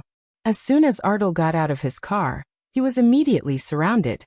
Microphones and recording pens were almost stuck into his mouth. Mr. Artel, is the news on the internet and in the newspaper true? The reporter asked in a gentle tone. Sir, why do you want to ride on the coattails of Asians? Is it because Givenchy wants to open the Asian market by hook or by crook? May I ask if that yellow-skinned man is your illegitimate son? We know that you have worked in Asia for as long as 30 years. Hearing this question, the veins on Artel's forehead bulged. Artel could barely maintain the smile on his face anymore. Fortunately, his bodyguard and driver both squeezed in and used their thick arms to give Artel a space to move forward. Sir. A group of reporters followed Artel relentlessly. They were like a group of wrapped dumplings, slowly moving forward. Artel kept a calm smile on his face and didn't say anything, which made the reporters, who had been waiting for a long time, a little flustered. Finally, they reached the stairs of the design studio. Everyone thought that Artel was going to walk straight in. Surrounded by his bodyguard and driver, Artel slowly turned around and faced the reporters condescendingly. Suddenly, the camera flashes lit up Artel's face, making his face pale. Fortunately, the driver was more experienced. He quickly took out a pair of sunglasses and asked Artel to put them on. Artel tapped his crutch lightly. His movement was not big, but everyone knew that he was going to say something, so they all quieted down. Apart from the sound of the shutters, Everyone shut their mouths. The so-called report, you all know how much fiction there is in it. Artel said with a gentle smile. The group of reporters' faces were burning. Some of the newcomers even turned their heads away, not daring to look at Artel. I'll only say what I'm about to say once, Artel said slowly, chewing his gum. First of all, the child in the photo is a model I invited. It has nothing to do with expanding the Eastern market. It is because he is the most suitable person to wear the new clothes I will introduce this fashion week. Artel said, raising his index finger. Wow! The audience burst into an uproar again. They thought that Artel would avoid admitting it, and then they would have to go back and make up a story again. They didn't expect that Artel would suddenly throw out such a big bomb. Now they could imagine how shocking tomorrow's headlines would be. Sir, who is he? How do you know him? Sir, is the most suitable reason because he is your illegitimate son. When they realized what was going on, a lot of questions were thrown at them. Artel completely ignored them. He raised a second finger and said to himself. It was so noisy that his voice was covered by the reporters' questions. Fortunately, in order not to miss Artel's words, they quickly calmed down. As for this model, I will hold him responsible for slander. Artel had finished the first part of his speech. The audience looked at each other, not knowing what he had just said. However, Artel wouldn't repeat it for them. The child I chose is an excellent and talented child. If you think he is not good enough, I hope you can come to the main venue of the Fashion Week, during the Givenchy show. I invite you to witness his excellence. Everyone thought that Artel was lying through his teeth. The model didn't send many photos, but as long as they were knowledgeable people, they could see that Poplar Fruit was not good enough. However, in order not to miss Artel's statement again, they all resisted the urge to ask questions. Third, I met this child by chance. There is no relationship at all. The reporters who just said that he is my illegitimate son. Are you questioning my relationship with Lisa? Artel hit the ground with his crutch, showing his anger. While everyone was still in a daze waiting for his fourth statement, Artel suddenly turned around, opened the door, and disappeared from the design room.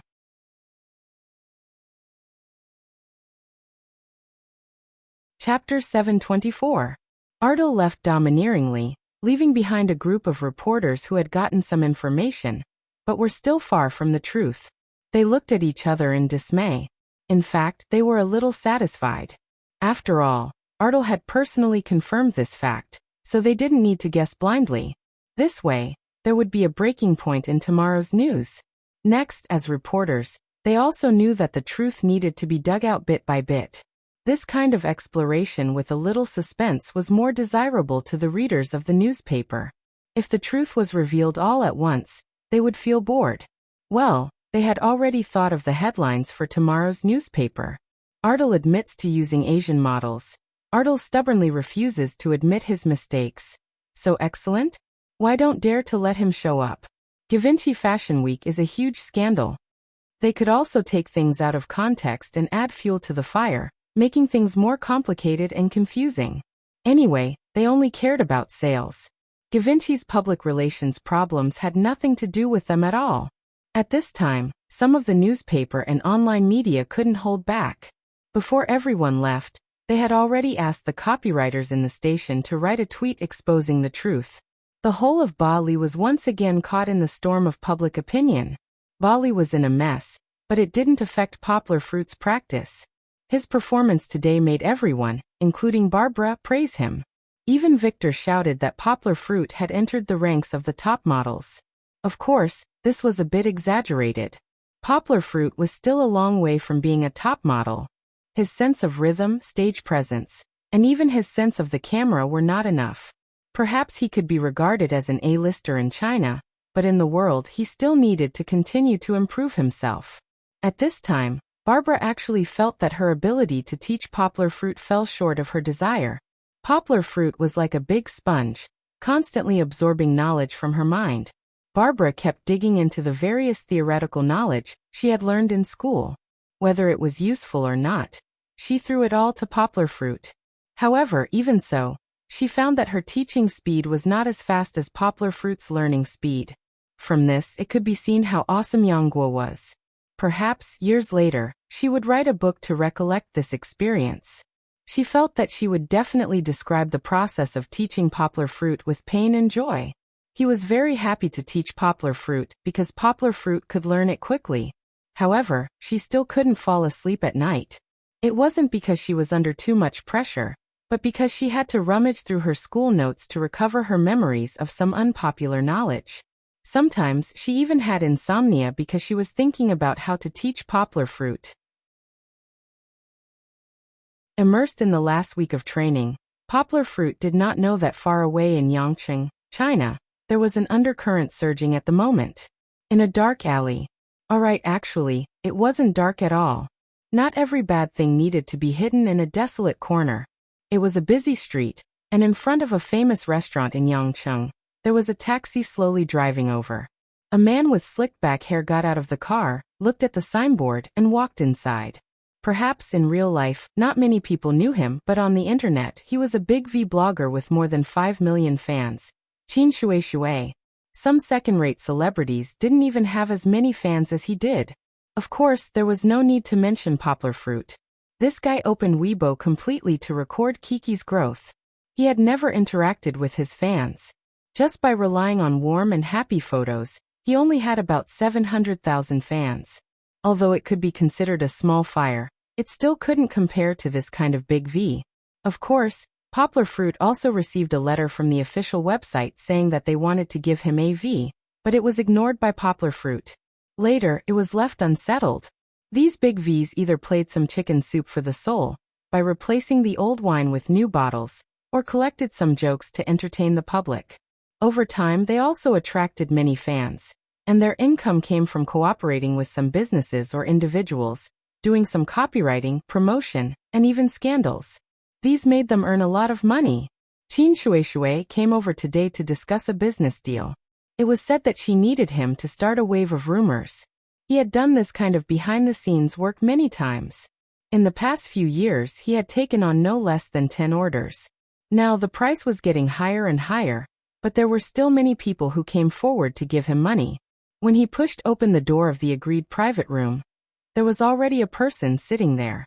If Zheng Yujie saw it, she would definitely realize that that person was Li Zichao's cousin, Li Qingqiao.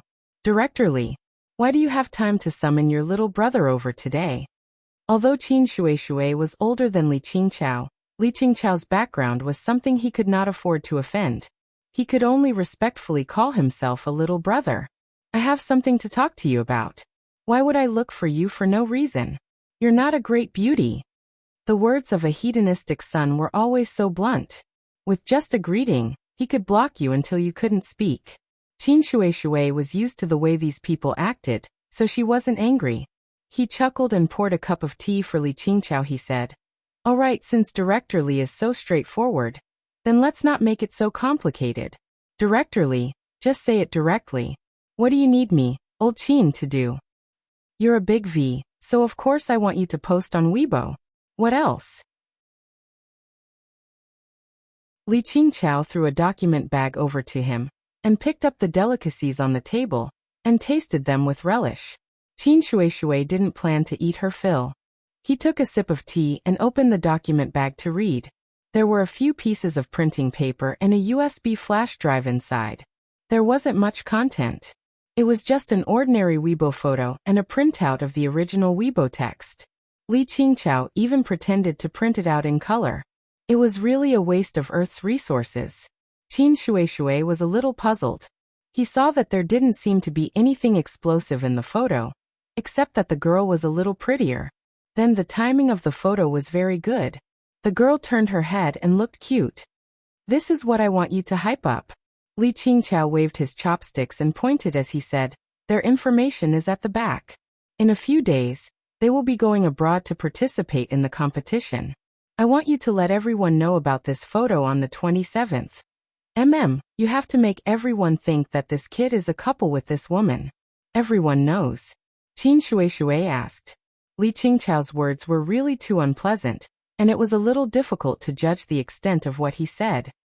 The kind that causes a sensation in the country. Everyone is going to spread it like crazy, Li Qingqiao said impatiently. Remember, The 27th.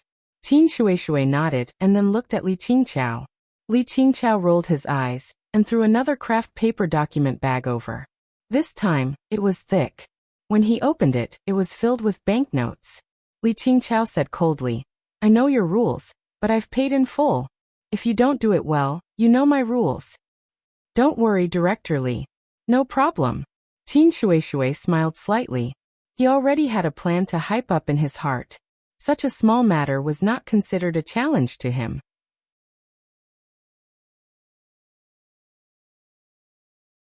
Chapter 725. Yesterday, Song Jiwen got off work a little late. When he knocked on the door opposite, Chen Anlin was wearing a mask and holding a box of tissues. She was watching a Korean drama with tears and snot. She had moved Song Jiwen's TV over. However, when she heard that Song Jiwen had helped her find a suitable place for the Tai Chi dojo, Chen Anlin immediately wiped away her tears. Her eyes were shining, and she looked very energetic. In the middle of the night, she actually wanted to drag Song Jiwen over to look at the venue immediately. Let me tell you, good places don't come often. Otherwise, you wouldn't have asked people to look for it for more than a month. Chen Anlin muttered to Song Jiwen. If we don't make the first move, someone else will beat us to it. I know. Song Jiwen was wearing sunglasses and driving the Land Rover that Poplar Fruit had left for him. Today he was wearing a slim-fit, light-colored casual shirt with his sleeves rolled up, revealing his forearms. He looked very capable. Unfortunately, his belly looked a little bit like it ruined his fresh look at the moment. Otherwise, I wouldn't have asked for leave to accompany you today. Song Jiwen said calmly. You're not in a good state of mind right now. You'll suffer a big loss in business. Today, Song Jiwen had actually informed his leader that he would not go to work in the name of going out to investigate. Besides, he was also a deputy section chief, so he didn't have much to do. Otherwise, when he went out for a vacation, he had used up all his holidays. How could he have asked for leave? How could that be? Chen Anlin was like a newborn calf that was not afraid of a tiger. She asked with an unconvinced face. I practiced negotiation in school. In terms of doing business, Chen Anlin had always been blindly confident in herself. Especially compared to Song Jiwen, she always felt that she, who studied economics, was better than Song Jiwen, who was a small bureaucrat who studied languages. Song Jiwen smiled and said, You don't believe me? At that time, if you were nervous and acted as if you had to get that venue, would the other party not increase your price? When negotiating, you have to be calm. You have to hide your desires. Only then can you bargain with the other party. It seemed to make sense. Chen Anlin furrowed his brows and said hesitantly, But what if we bargain too hard and the negotiation fails? The originally good venue couldn't be rented again. Actually, if it's not bad, I'm willing to rent it for a little more money. That's not how you do business. Song Jiwen rolled his eyes. Although the other party couldn't see through his sunglasses, he said, Starting a business is different from using your family's money to buy clothes and go shopping. You don't know how to cut costs. You add money here and there. In the end, when you do the math, you'll find that you're doing a losing business. Chen Anlin was really good at being an armchair strategist. After hearing Song Jiwen's words and thinking about her own business plan, she felt a little dizzy. Of course, she still listened to Song Jiwen's words and felt that it made sense. Isn't your family an official? Chen Anlin was still a little unconvinced. She muttered, Why do you seem to know more than me? Although her family ran a martial arts club, it was now a business. Haven't you heard of a saying? Song Jiwen glanced at her and found that the side of this little girl's face was quite beautiful when she wasn't angry. Society is a university. Your experience in society is far more than what you can learn from reading books. This topic was a little heavy. Song Jiwen thought for a while and pondered over it. He told Chen Anlin a story about him leading a team to attract investment. Although he only attracted tens of millions of investment, the psychological game with the investors was very exciting. Chen Anlin only heard about the macro business war in school. She had never heard of such a detailed process. In less than 10 minutes, Chen Anlin was convinced by Song Jiwen. Okay. Chen Anlin shook her head and said wholeheartedly, I'll watch from the side later. I won't say anything. You help me bargain. Song Ji-wen laughed involuntarily and said, That's not necessary. I just want you to calm down and face some business problems. You also need to learn how to negotiate with others. Don't mix in English when you speak. I hate this kind of people the most. Chen Anlin frowned and said. Song Ji-wen usually spoke like this when he was at work. Most of the young people who spoke Cantonese liked to mix in a few sentences of English. Yang Guo was one of them who was better at switching. When she spoke Chinese, she would speak Chinese. When she spoke English, she would speak English. Okay. Song Ji-wen also knew that people in other places didn't like this habit of his, so he restrained himself. That's what I mean. You can't always rely on me to negotiate for you. You started your own business, and I have my own life. I can't accompany you every day to help you, right?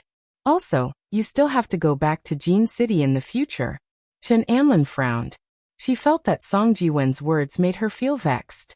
She waved her hand and entered a state of irritation. She raised her eyebrows and said, Okay. I know that you're reasonable. Drive your car and don't bother me. Song Ji-wen looked at her inexplicably and really ignored her. Yangqing City's traffic was quite bad, and they drove for almost an hour before reaching their destination. There were 2 primary schools and 1 secondary school nearby, which they saw when they passed by. At least in terms of traffic, there was a guarantee. They made an appointment with the owner, who was waiting for them upstairs. When Song Ji-wen saw that person, he felt that he was an unscrupulous businessman. Why did he say that? Bald, triangular eyes, thin lips, and a wretched expression. No matter how he looked at him, he looked like a villain. When they went in, Song Ji-wen's mouth was wide open. Although he had seen the pictures sent to him by his friends, he really didn't know that this place was so big. It's 1,400 square meters. It's big enough, right? We used it to open a restaurant. Then we rented it to someone else as a kindergarten and moved away. The unscrupulous businessman. The bald owner rubbed his hands and said with a smile. 1,400 square meters was definitely an exaggeration. This place was at most the size of 2.5 basketball courts, just over 1,000 square meters. But according to this location, the rent for such a big place would definitely not be low. When Song Ji-wen was talking to the bald owner, Chen Anlin walked around the place and even looked out the window. She couldn't hide the joy in her eyes. While the bald owner turned around to take a call, she secretly pulled on Song Ji-wen's clothes and muttered, Hey Song Ji-wen, I think this place is not bad. It's the same as my 3rd branch. The location, the size, it's too good. This fellow. Did she think that others wouldn't know what she was thinking just because she spoke softly? Song Ji-wen bitterly smiled. He clearly saw the bald owner's gaze sweep across her face. It was so obvious that anyone could see it. Looks like it's going to be hard to negotiate the price for this place.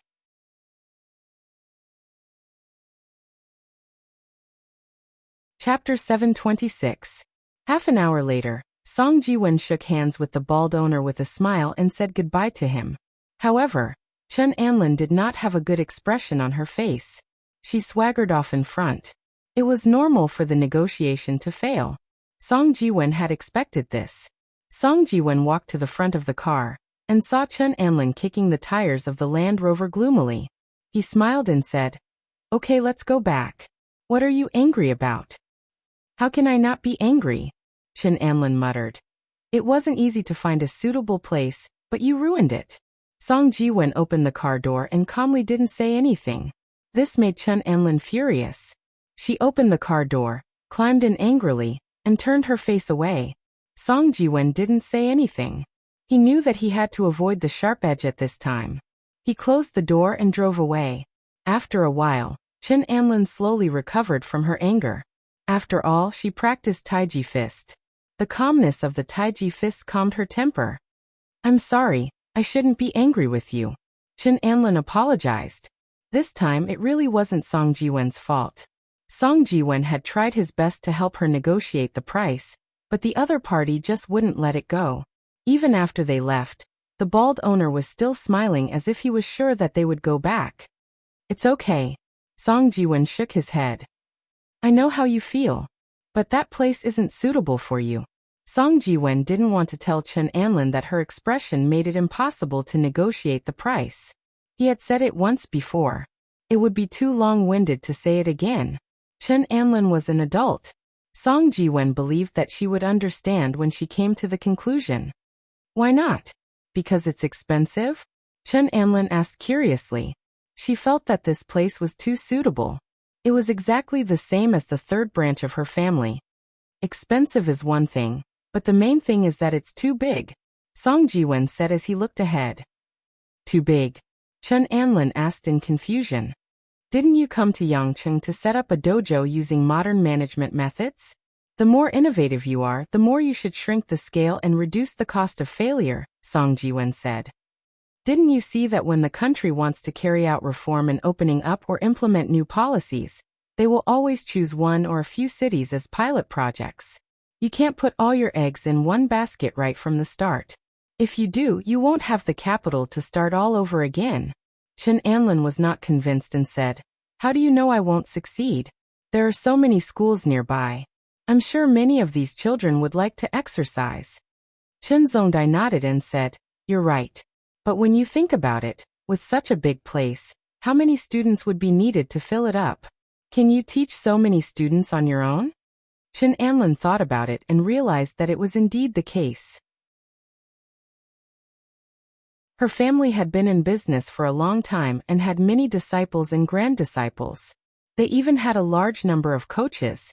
Now that she was in Yangcheng, she was weak and could not compare to her family at all. However, she still said stubbornly, Don't we still have poplar fruit? She always called poplar fruit brother when she called him, but she always called Song Jiwen by his name. This was a problem left behind by history. Poplar fruit, don't even think about it. He's a busy man and has more things to do than me. He can't help you, Song Jiwen said as he shook his head. What should I do? Chen Anlin sat down in the front passenger seat. She suddenly felt that her dreams were getting further and further away from reality. You have to take one step at a time and eat one bite at a time, Song Jiwen said with a smile. Changing to a smaller venue will be a good starting point for you. A smaller venue? When can I find a suitable one? Chen Anlin said unhappily. You knew it wasn't suitable, so why did you pretend to be polite with that pervert? He dared to ask for 100,000 yuan in rent. You might as well let him rob it. The most basic principle of doing business is harmony, Song Jiwen said. I didn't know if you would insist on this venue, so I couldn't make a promise. Besides, if you don't need it now, how do you know you will need it in the future? Chen Anlin nodded. She looked out of the car and asked in confusion. Huh? Aren't you going back? It seems like this road is different from the one we took. The road was still right before, but now she didn't know where it was. Song Jiwen smiled and said, I didn't say that I would only look at one venue today, right? Coincidentally, there is another venue that we can look at. It's not big, so it might be suitable for you. Really? Chen Anlin sat up happily. She clenched her left hand into a small fist and punched Song Jiwen's arm. She said, Don't lie to me. Song Jiwen was a little depressed as he rubbed the place where Chen Anlin had just hammered with his left hand. He pretended to be very unhappy and said, Hey, I helped you and I still have to be beaten up, right? Anyway, do you think I'm just playing with you? Chen Anlin brushed away Song Jiwen's left hand. She was in a good mood now, so she didn't care about Song Jiwen's arrogance. She rubbed Song Jiwen's arm to please him and said with a smile, Okay, don't make a fuss. I didn't even use my strength. How can it not hurt? Song Jiwen continued to say indignantly. Lao Gua said that you practice martial arts. I'm just an ordinary person. You can knock me down with a finger. You're a big man. Is it glorious to pretend to be so weak? Chen Anlin bickered with him. In the midst of their quarrel, they finally arrived at the second venue. It wasn't far from where they lived. It was only about 3 blocks away. If they walked a little further, they could get there in 10 minutes by bike. It's not near the school, but the neighborhood is quite high-end. There are a lot of rich people here. It's a good potential consumer group. Song Jiwen muttered to Chen Anlin when he got off the car. The venue was above a shop facing the street. Maybe it wasn't rented out before, so there were only basic decorations inside. But it was quite suitable for a martial arts center. As long as the floor or tatami was laid out, it could be used directly. It's not big, about 200 square meters. Song Ji-wen and Chun Anlin walked to the side and said, "No one rented this place before, so we could get a good price." "It's good, but this is a residential area. How can I attract students to sign up?" Chun Anlin frowned and asked with uncertainty, "Originally, I thought that if there were more students in the school, we could set up some QR codes for them to scan. Then we could do some marketing on Weibo and so on. But now it's all old aunties and uncles. They don't understand these things." Song Ji-wen laughed and said, "Don't worry, I have an idea. I'll tell you when we get back." Chun Anlin looked at Song Ji-wen hesitantly. He curled his lips and said, "Okay, you have to lower the price a little. I'm afraid that we won't be able to earn enough rent after opening."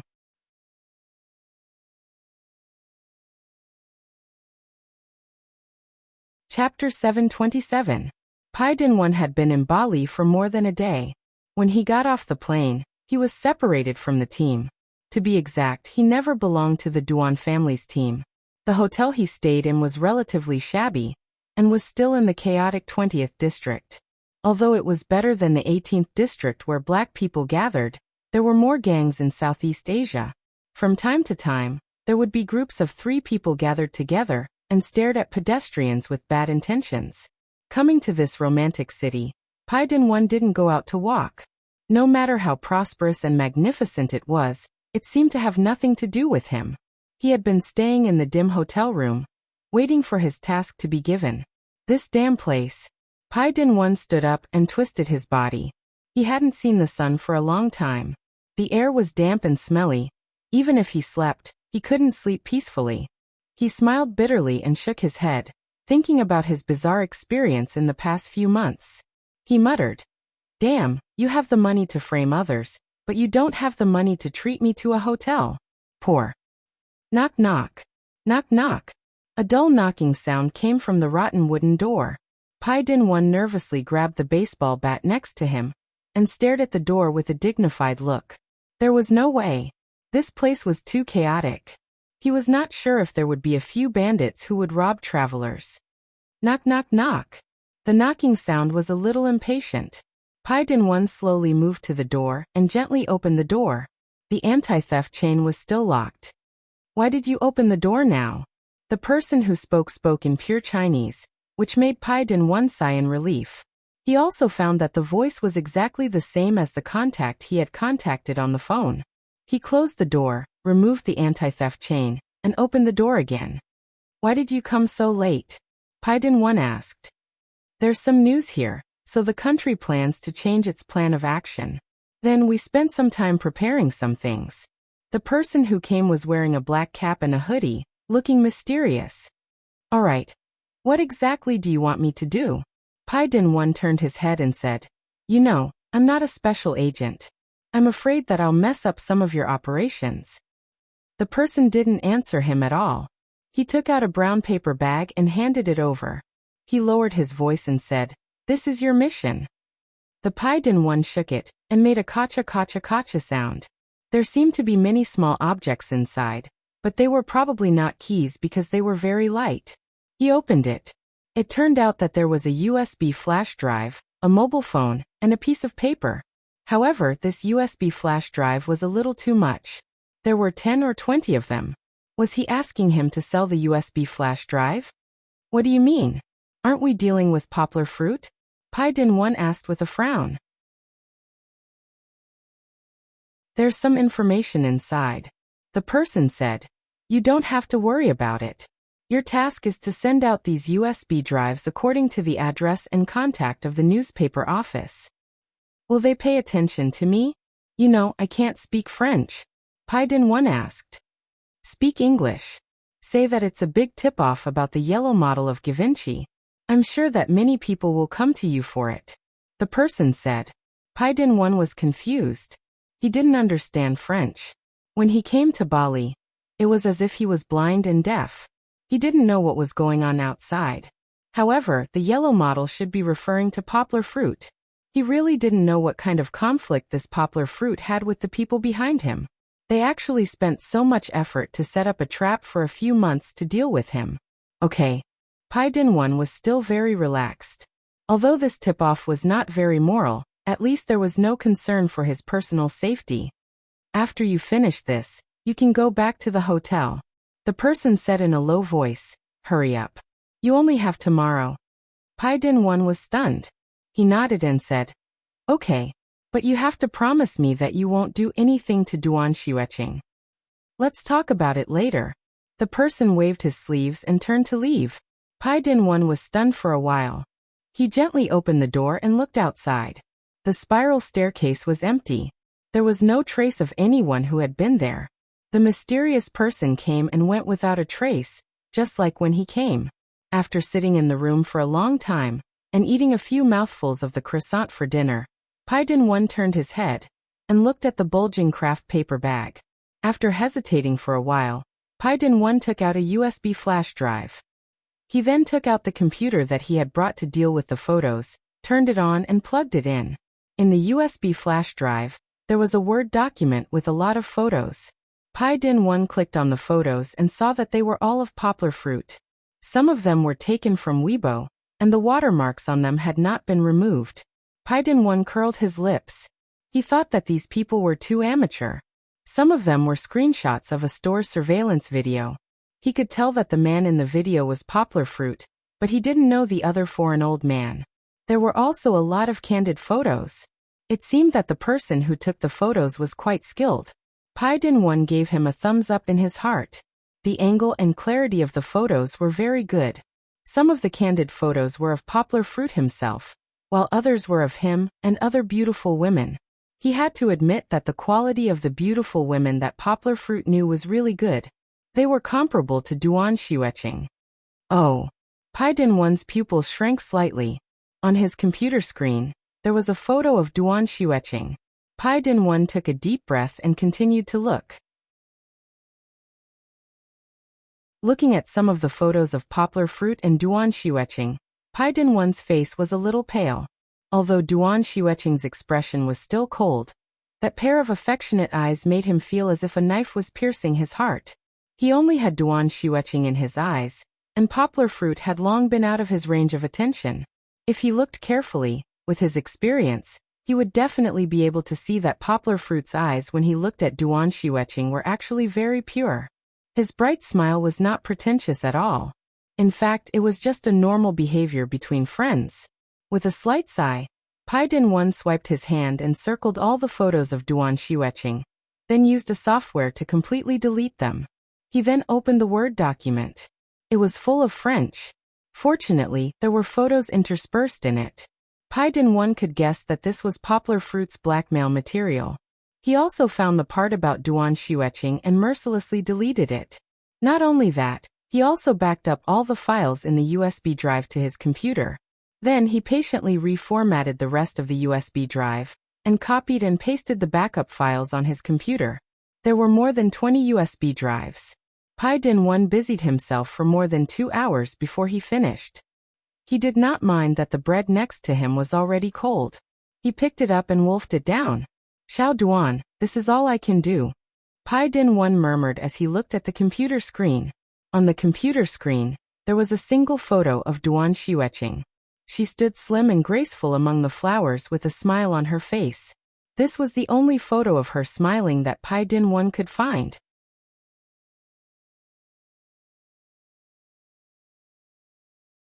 Chapter 728. Recently, everyone had become numb to poplar fruit's progress. Even Victor, who had gone out for a private job a few days ago, looked at poplar fruit calmly and said, "Oh, great progress? That's normal. It would be abnormal if there weren't any big changes." Barbara was still teaching poplar fruit theory, but she was no longer the only one teaching poplar fruit. Ardal knew Barbara's weakness when it came to stage experience, so he called another instructor from Da Vinci. It was Giselle. That's right. She was the tall woman who had pointed at poplar fruit's nose and said that she would keep an eye on poplar fruit. Giselle was called because she was a model who had won the title of Miss World. She had even been a frequent guest of Vogue when she had been active. Giselle's experience on stage was more than that of all the Givenchy instructors combined. Giselle and Barbara were polar opposites. Giselle had a lot of practical experience, but she didn't have enough basic knowledge because of her low education. Giselle could be called a fashion encyclopedia. She had been sent from a traditional academy, but had never really been on stage. However, Barbara's theory was not as convincing as Giselle's experience. Therefore, in Givenchy's headquarters, Giselle was fanatically supported by models, while Barbara was at the bottom of the pack. Ardell called Giselle to make up for Poplar Fruit's lack of experience. Giselle and Barbara each taught Poplar Fruit for half a day, so they could complement each other to a certain extent. Of course, when Giselle came to the villa for the first time and saw Poplar Fruit, she was full of disdain and disdain. In her eyes, Poplar Fruit was a bully. Although the model driven away by Ardell had nothing to do with her, she was also a model, so she had a common enemy. Although Giselle didn't give Poplar Fruit any face, Poplar Fruit still humbly asked her for advice. At this time, he didn't have time to argue with Giselle. He needed to seize every minute, every second, and every opportunity to learn and enrich himself. Otherwise, when the time came for the Bali Fashion Week, how could he prove himself? However, Giselle's dislike of Poplar Fruit came from her misunderstanding of the Poplar Fruit, and not because she wanted to target Poplar Fruit. Just like when she pointed at Poplar Fruit and said, "I'll be watching you." In fact, she still wanted to use strength to decide who was the hero. If you're not good enough and you're still on this seemingly sacred tea stage, then I'm sorry, Giselle will scold you to no end. If your strength is recognized by her, then she will still treat you as a friend. Of course, Poplar Fruit was the latter. In less than an hour, Poplar Fruit had convinced Giselle with his progress and talent. It was every coach's fortune to be able to meet such a student. Giselle wouldn't let go of Poplar Fruit. She did her best. Although she was shouting until her voice was hoarse, she was still in high spirits and didn't feel tired at all. Learning from Giselle, Poplar Fruit seemed to have opened up a new world in front of him. Wasn't his sense of stage performance very weak? In fact, most models were the same. When they walked on the runway, they were generally required to be expressionless. Otherwise, if they showed too much of themselves, they would steal the audience's attention from the clothes. The only things that could affect the stage performance were the model's figure, temperament, and eyes. The first two changes didn't happen overnight. Giselle's change started from the look in his eyes. Originally, Barbara had taught Yonghua how to be calm and indifferent, but Giselle had made Yonghua break this convention. Coldness, laughter, sadness, confidence, and determination. All kinds of emotions were expressed through the eyes. She didn't care how bad Poplar Fruit's acting was. She just wanted Poplar Fruit to create a pair of eyes that could speak in all kinds of extreme emotions. A pair of eyes that could express the mood of the tea stage according to the needs of the clothes, and then adapt to it. They could firmly control the atmosphere of the tea stage. If they wanted it sad, it would be sad. If they wanted it happy, it would be happy. If it were Poplar Fruit's friend, the new internet celebrity, actor Cheonjuan's performance would probably be much better than Poplar Fruit's. In the end, Poplar Fruit still lacked a little dramatic performance ability. However, Poplar Fruit had an advantage. When his talent couldn't make up for the gap, he still had extraordinary efforts to push him forward. At night, Poplar Fruit would find some performance books to read, and then ponder in front of the mirror for a few hours. The next day, Giselle came again and saw that Poplar Fruit had improved by leaps and bounds. In addition to the stage performance, Poplar Fruit's sense of rhythm was very bad, which was related to his poor sense of music. Every time Poplar Fruit listened to the soundtrack from the stereo, his own rhythm was different. It was difficult to correct. Barbara tried for several days but couldn't do it. After Giselle came, she taught Poplar Fruit to read the notes in his mind and count the time. Although this method was very unconventional, it had a significant effect on Poplar Fruit's performance on the catwalk. Anyway, the music on the catwalk was actually a single beat, and there wouldn't be many changes. Giselle gave Poplar Fruit a summary of 17 beats, including slight changes. She let Poplar Fruit memorize each beat and how his own pace was. Then, when he went on stage, as long as he adjusted the first step, there wouldn't be any problems. This method was tailor-made for Poplar Fruit. If it were someone else, they wouldn't be able to learn it well. Poplar Fruit's memory couldn't be measured in an ordinary way. In just one afternoon, Poplar Fruit was able to convert these 17 beats into muscle memory. This was a good effect that Giselle didn't expect. Of course, Giselle was used to it. She got along well with Barbara, Matisse and Victor. In private, she even bet how many miracles Poplar Fruit would perform today. Miracles other people couldn't even hope for one, but Poplar Fruit's miracles could be counted on one hand. However, Poplar Fruit's progress did make all the people who supported and cared about Poplar Fruit, including Ardell, feel very gratified. Now Poplar Fruit's ability could be ranked among the nearly 100 models in the base camp, and there were still more than 5 days left. Poplar Fruit still had a chance to continue to improve. Ardell was full of confidence. He was also looking forward to the moment when Poplar Fruit let his clothes shine.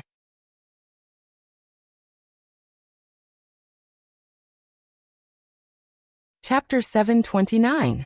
Carrying a heavy backpack, Pai Din-1 appeared on the streets of Bali. After leaving the chaotic neighborhood, Pai Din-1 finally breathed a sigh of relief.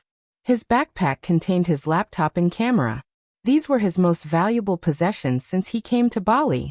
It was fine to leave his clothes in the hotel, but Pai Din-1 felt that leaving his laptop in the hotel would put him in danger of being burglarized. Pai Din-1 was not in a hurry to go to the place he had agreed to meet. He went to the nearest Bali subway station and found a public service area where luggage and bags were stored. He rented a box for 20 euros and put his backpack in it. Carrying a backpack with his laptop and camera equipment was also a burden. If the other party changed their mind or wanted to rob him, he would not be able to run away. Pai Din-1 took out an inconspicuous black plastic bag from his backpack. Inside was his mission for today. Pai Din-1 found a public bathroom and went in. He took out 2 or 3 USB drives from the plastic bag and put them in the zipper pocket of his jacket. Then he squeezed the air out of the plastic bag and tied it with a knot. Then he pulled open his pants and stuffed it into his underwear. It was a little bulging and looked like a big bird hiding inside. It was a little unsightly. Pai Din-1 pulled up his pants with one hand and fiddled with it with the other hand. He fiddled with it and changed it to a comfortable and inconspicuous position. Pai Din-1 was still a little worried. He patted his pants and tiptoed. When he felt that there was not much effect, he pushed the door open and went out. When he arrived at the street park, Pai Din-1 took out his phone and found the earliest text message. He replied in English, "Southwest of the park, there is a bench under the red street lamp. Sit there and wait for me." It was a bit like a secret agent meeting. Pai Ting-yuan did it mysteriously, but he had no choice. He was not familiar with Bali, so it was better to be careful. Seeing a gentle-looking middle-aged man in a suit sitting on the bench with a cup of coffee, Pai Din-1 cautiously looked around. After confirming that there was no problem, he walked over. He went around the back of the bench and sat down beside the middle-aged man. Only then did the middle-aged man, who was looking around, notice his presence. Mr. Why? Pai Din-1 reached out to shake his hand. Oh. The middle-aged man laughed. He still wanted to joke with Pai Din-1. However, Pai Din-1 coldly said, "Enough with the nonsense. Did you bring the money?" "Of course."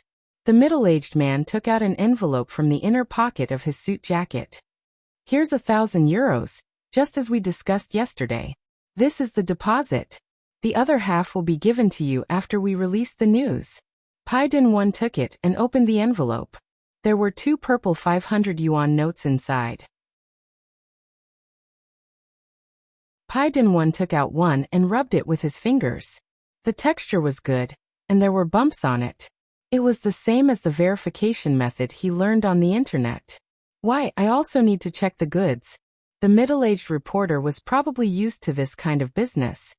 He smiled in a relaxed manner and spoke with his strange accent in English. Pai Din-1 did not say much. He took out a USB flash drive from his left pocket and handed it over. The middle-aged man shrugged. He also took out his phone and connected the USB flash drive with an OEG cable. He clicked on a few pictures to take a look. "Is it him? Their bodies look very similar."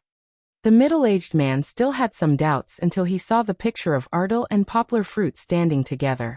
Oh my God! He could not help but exclaim. If it's just these few pictures, I wouldn't ask for such a high price. Pai Din shrugged and said, "Look at that document." The middle-aged man opened it and was shocked again. It's so detailed. Why?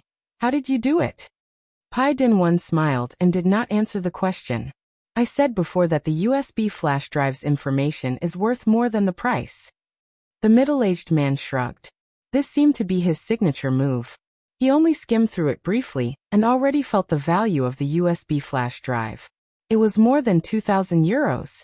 Even if it was multiplied by 2 or 3, he would still be willing to pay. One had to know that the information inside, if used properly, could make the headlines of his newspaper company for a week. Of course, the middle-aged man would not tell Pai Din the truth. He secretly rejoiced in his heart. The Chinese are really stupid. Such valuable information was sold at such a low price. I've made a fortune this time. Since he had made a fortune, he was in a good mood. He happily took out a second envelope and handed it to Pai Din. He smiled and said, "My friend, I've already verified this information. Overall, it's not bad, so I don't have to wait for it to be published. This is the last half of the money. Take it." Pai Din took it expressionlessly. He held it in his hand and gently flicked it.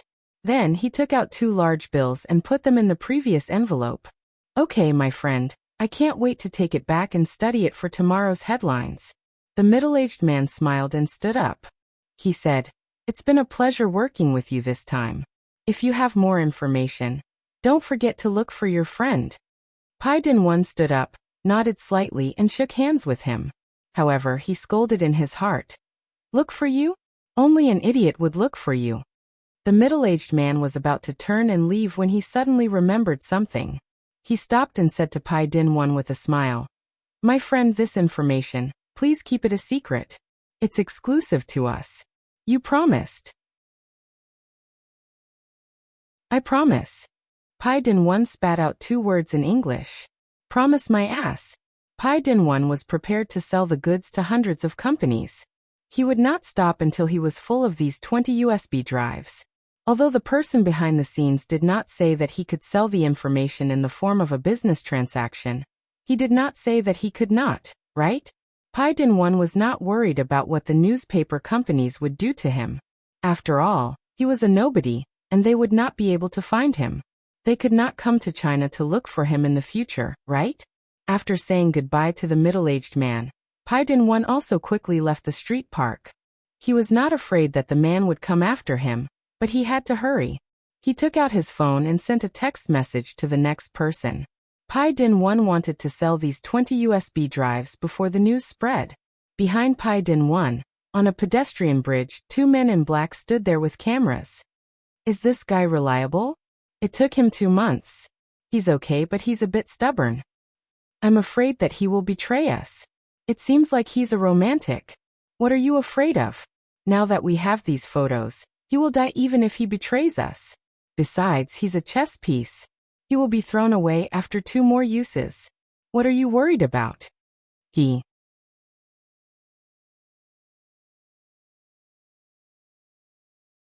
Chapter 730. In the evening, in the bedroom, Poplar Fruit wiped Kiki's wet hair with a towel. The little girl moved around on the bed and refused to put on clothes. The weather was not cold, so Poplar Fruit let her be. Where did Kiki go with Sister Luo Danny today? Poplar Fruit asked with a smile. This morning, Luo Danny asked Kiki to go to a good friend's house with her. At first, Yongwa didn't think it was a big deal. Moreover, Chi-Chi had a longing look on her face, so he agreed. As a result, during lunch, Poplar Fruit found that Kiki hadn't come back yet. Worried, he asked the housekeeper and learned that Kiki and Luo Danny flew to Yingjili in Ardal's private jet. Was this going to a good friend's house? They had crossed the border and crossed the strait. Poplar Fruit couldn't help but complain about this. Rich people are really capricious. It was the first time that his daughter had left him to play so far away.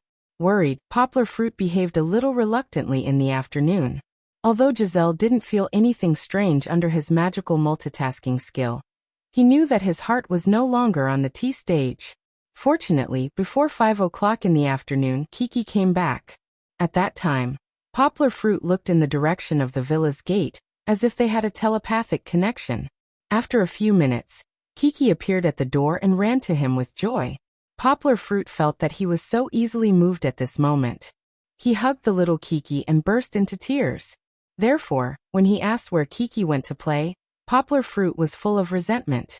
This resentment was not directed at anyone, but at Poplar Fruit himself. Why didn't he know it clearly in advance? Kiki is taking a plane, a small plane, sob sob. Kiki opened her arms and pretended to soar, but her plane couldn't fly, so she buried her head into the blanket. Yang Guo was worried that her daughter would sprain her neck, so she hurriedly grabbed her small waist with her big hands, offsetting her downward momentum. Ha ha ha ha. Kiki thought that her father was going to tickle her, so she rolled around in the blanket and kept twisting. When Poplar Fruit saw this, the corners of his mouth curled up. Originally, he didn't want to tickle her, but the little fellow reminded him. He decisively made her face up to the sky, and her small belly was still bulging out of the quilt. The little girl's mentality was really good. She didn't cry in fear like other children on the plane. When she came back, she thought it was very fun to talk to her father. Well, get up and put on your clothes. Naked shameless. Poplar Fruit patted his daughter's butt, pulled her out of the quilt, and put on her clothes. First, a white and tender little hand stretched out, and then a fluffy little head popped out. Her big watery eyes were filled with uncontrollable laughter. It was time for her father to tell her a story before going to bed. However, today it was not Poplar Fruit's turn to speak. Kiki held her father's hand and refused to go to bed. She wanted to tell her father what she saw today. There is a cool uncle. He is not as tall as Papa, but his hair is cool. Kiki didn't know where she learned the word cool. She probably learned it in England. Then who do you think is more handsome, Uncle or Papa? Poplar Fruit asked with some jealousy. In the past, Kiki would not hesitate to say that it was her father. Today, she actually hesitated. She hesitated. Fortunately, the little girl thought about it and said crisply, Papa is more handsome. Poplar Fruit smiled awkwardly and gratifyingly. Cool uncle taught big brother how to play ball. Chi-Chi had said play football in English. Chi-Chi did not know that football was actually called football, so the little fellow could only use the English word she had learned from listening to her explanation. So is big brother Luo Danny's good friend? Poplar Fruit asked. No. Kiki shook her head. She held her father's hand and rubbed her smooth little face on her father's big hand. She said comfortably, not big brother, not Romeo. Who is Romeo? Poplar Fruit was a little confused. It's big brother Cruz. Kiki said, 1, 2, 3, the third little brother. Poplar Fruit understood. He smiled and said, that is to say, cool uncle has 3 sons, and the youngest Cruz is Luo Danny's good friend, right? Kiki felt that her father was a bit confused. She tilted her head and thought for a moment, then said, no. Still not? Poplar Fruit was completely dizzy. And she's a little girl. She's so small. Chi-Chi said while gesturing. Poplar Fruit suddenly realized that he didn't guess wrong. Kiki's logic was a bit straightforward. She felt that if the little sister was included, Cruz was not the smallest. Luo Danny took me to see my sister. Kiki's eyes showed a happy look. Sister is so beautiful. Golden hair. Papa, why don't many people have black hair? Kiki touched her hair and asked puzzledly. Because golden is the color of angels, and black is the color of angels on earth. Poplar Fruit said with a smile. Originally, he wanted to say that black is the color of fallen angels, but changing his mind, it's not wrong to interpret fallen angels as angels who fell to earth. Both golden and black are so beautiful. Poplar Fruit laughed. Kiki should be very happy. Kiki giggled and nodded. Well, little sister's mama also said that Kiki is very beautiful. It was a bit off topic. Talking about little sister, the topic actually went to hair. Poplar Fruit brought Kiki back with a question. Little sister can walk and fall. Kiki is amazing. Kiki can walk very well. Kiki said, little sister is also biting something soft. Kiki didn't know what that thing was called. Poplar Fruit looked at her gesture and laughed. He guessed that it was the pacifier that babies use to grind their teeth. Poplar Fruit laughed. When Kiki was little sister's age, she would also bite it. Kiki shyly covered her eyes, shook her head and shamelessly said, "Kiki didn't." Poplar Fruit laughed heartily. Kiki didn't want to. She got up and wanted to cover her father's mouth. After playing for a while, Kiki was also sleepy. She lied on the bed with her eyes in a daze, and told her father about the other things that happened today. "Kiki, go to sleep. Don't talk. Daddy is here with you." Kiki, who was about to fall asleep, was very dependent on her father. She held Poplar Fruit's hand and didn't let go. Poplar Fruit always stayed with her until she fell asleep. "Pa," Kiki murmured. Kiki also wants a little sister." Kiki's voice became softer and softer, and the last part was almost inaudible. Was she talking in her sleep? Poplar Fruit smiled bitterly, and used his other hand to brush away Kiki's bangs on her forehead. "Of all things, I want a little sister." Poplar Fruit looked kindly at his daughter, who was gradually falling asleep, and thought to himself, "Daddy has suffered a lot to raise you. Do you want another one?" Fong Beibei's appearance appeared in his mind, and the corner of his mouth revealed a smile. "Even if you want, you have to ask the baby to agree to it."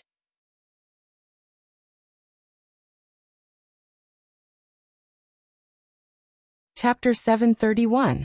When he woke up, the whole of Bali was in an uproar. Was it about Ardil that was overwhelming?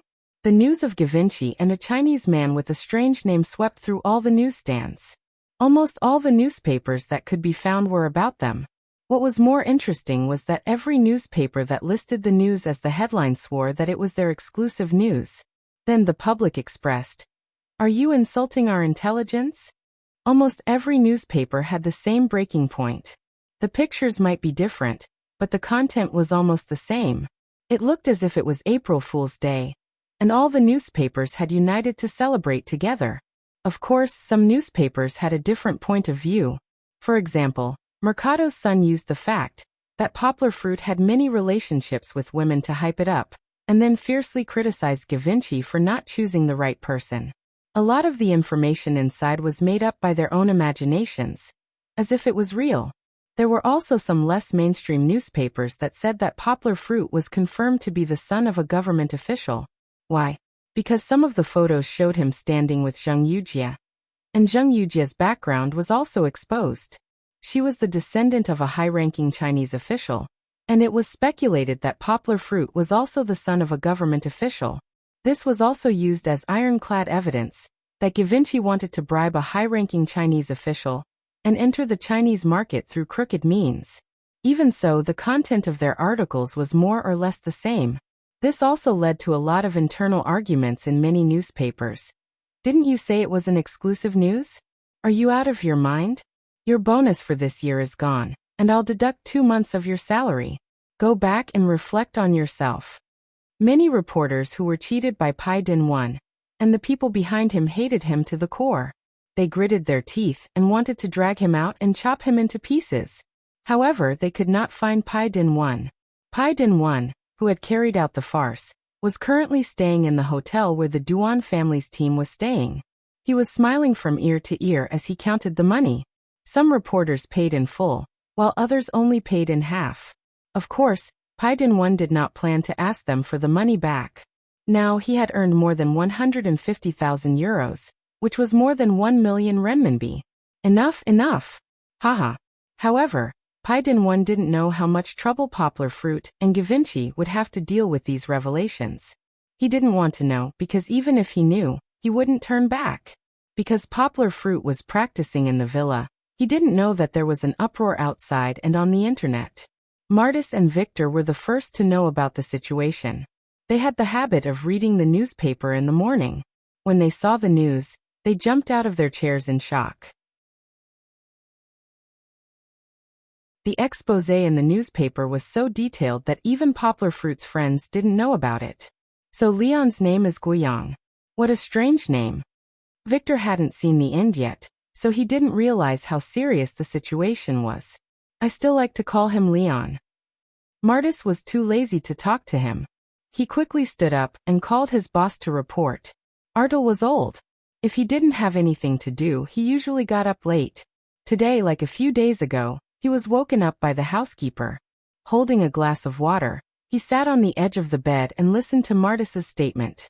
The more he listened, the darker his face became. Finally, he couldn't help but throw the glass to the ground. Martis was so scared that his whole body froze. Who is it? Who has messed up my plan again and again? Artel was so angry that his chest heaved up and down violently. Originally, he wanted to launch Poplar Fruit in a low-key way, and then surprise the whole world at the Bali Fashion Week. The more mysterious Poplar Fruit was, the more attention people would pay to the clothes designed by Artel. This was a small marketing strategy. But now, a small part of his plan had been exposed, and then all the information about Poplar Fruit had been exposed. Artel even began to wonder if he was unlucky this year.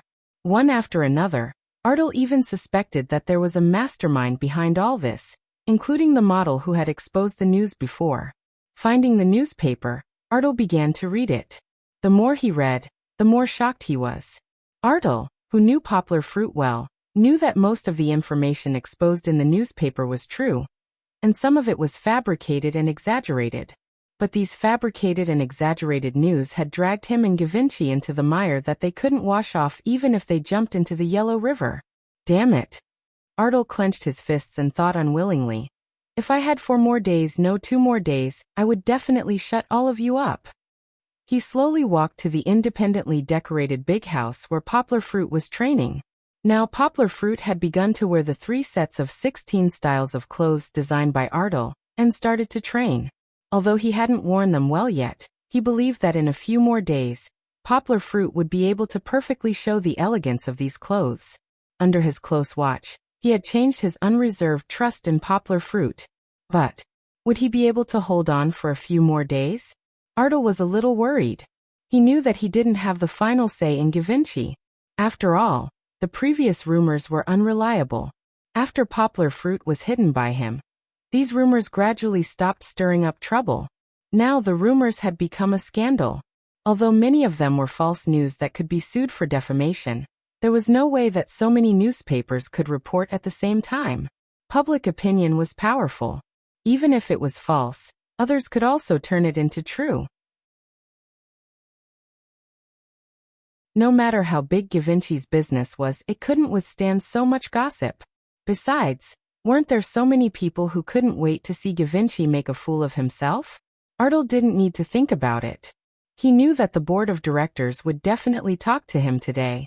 Those untalented, incompetent, and gutless guys didn't know what art was. What kind of decision would they make? Would they make him bow his head and apologize to the public? Would they ask Poplar Fruit to go back to China? Would they ask him to completely withdraw from the fashion industry? Artel didn't dare to think about it anymore. He left the room, returned to his study, and sat there in a daze. Although Artel was involved in some operational matters, he was still a designer. When he encountered something beyond his control, he couldn't calm himself down. Panic, nervousness, discomfort, unwillingness, and even a little powerless frustration.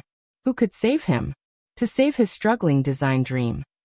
This storm, no, it should be called a storm, alarmed everyone in Bali. The news even spread all over the world through the internet. Artel wasn't the only one who was furious because of this news. In Monaco, there were people like him who threw their cups to the ground early in the morning. That you're tuning in to the Lime's Wuxia Whispers YouTube channel. We're so grateful for your support, and don't forget to subscribe to join us on this incredible journey through captivating stories. Your generosity through donations truly makes a world of difference, as it's the primary source of revenue that allows me to expand and enhance this channel for you. Thank you from the bottom of my heart for being a part of this adventure.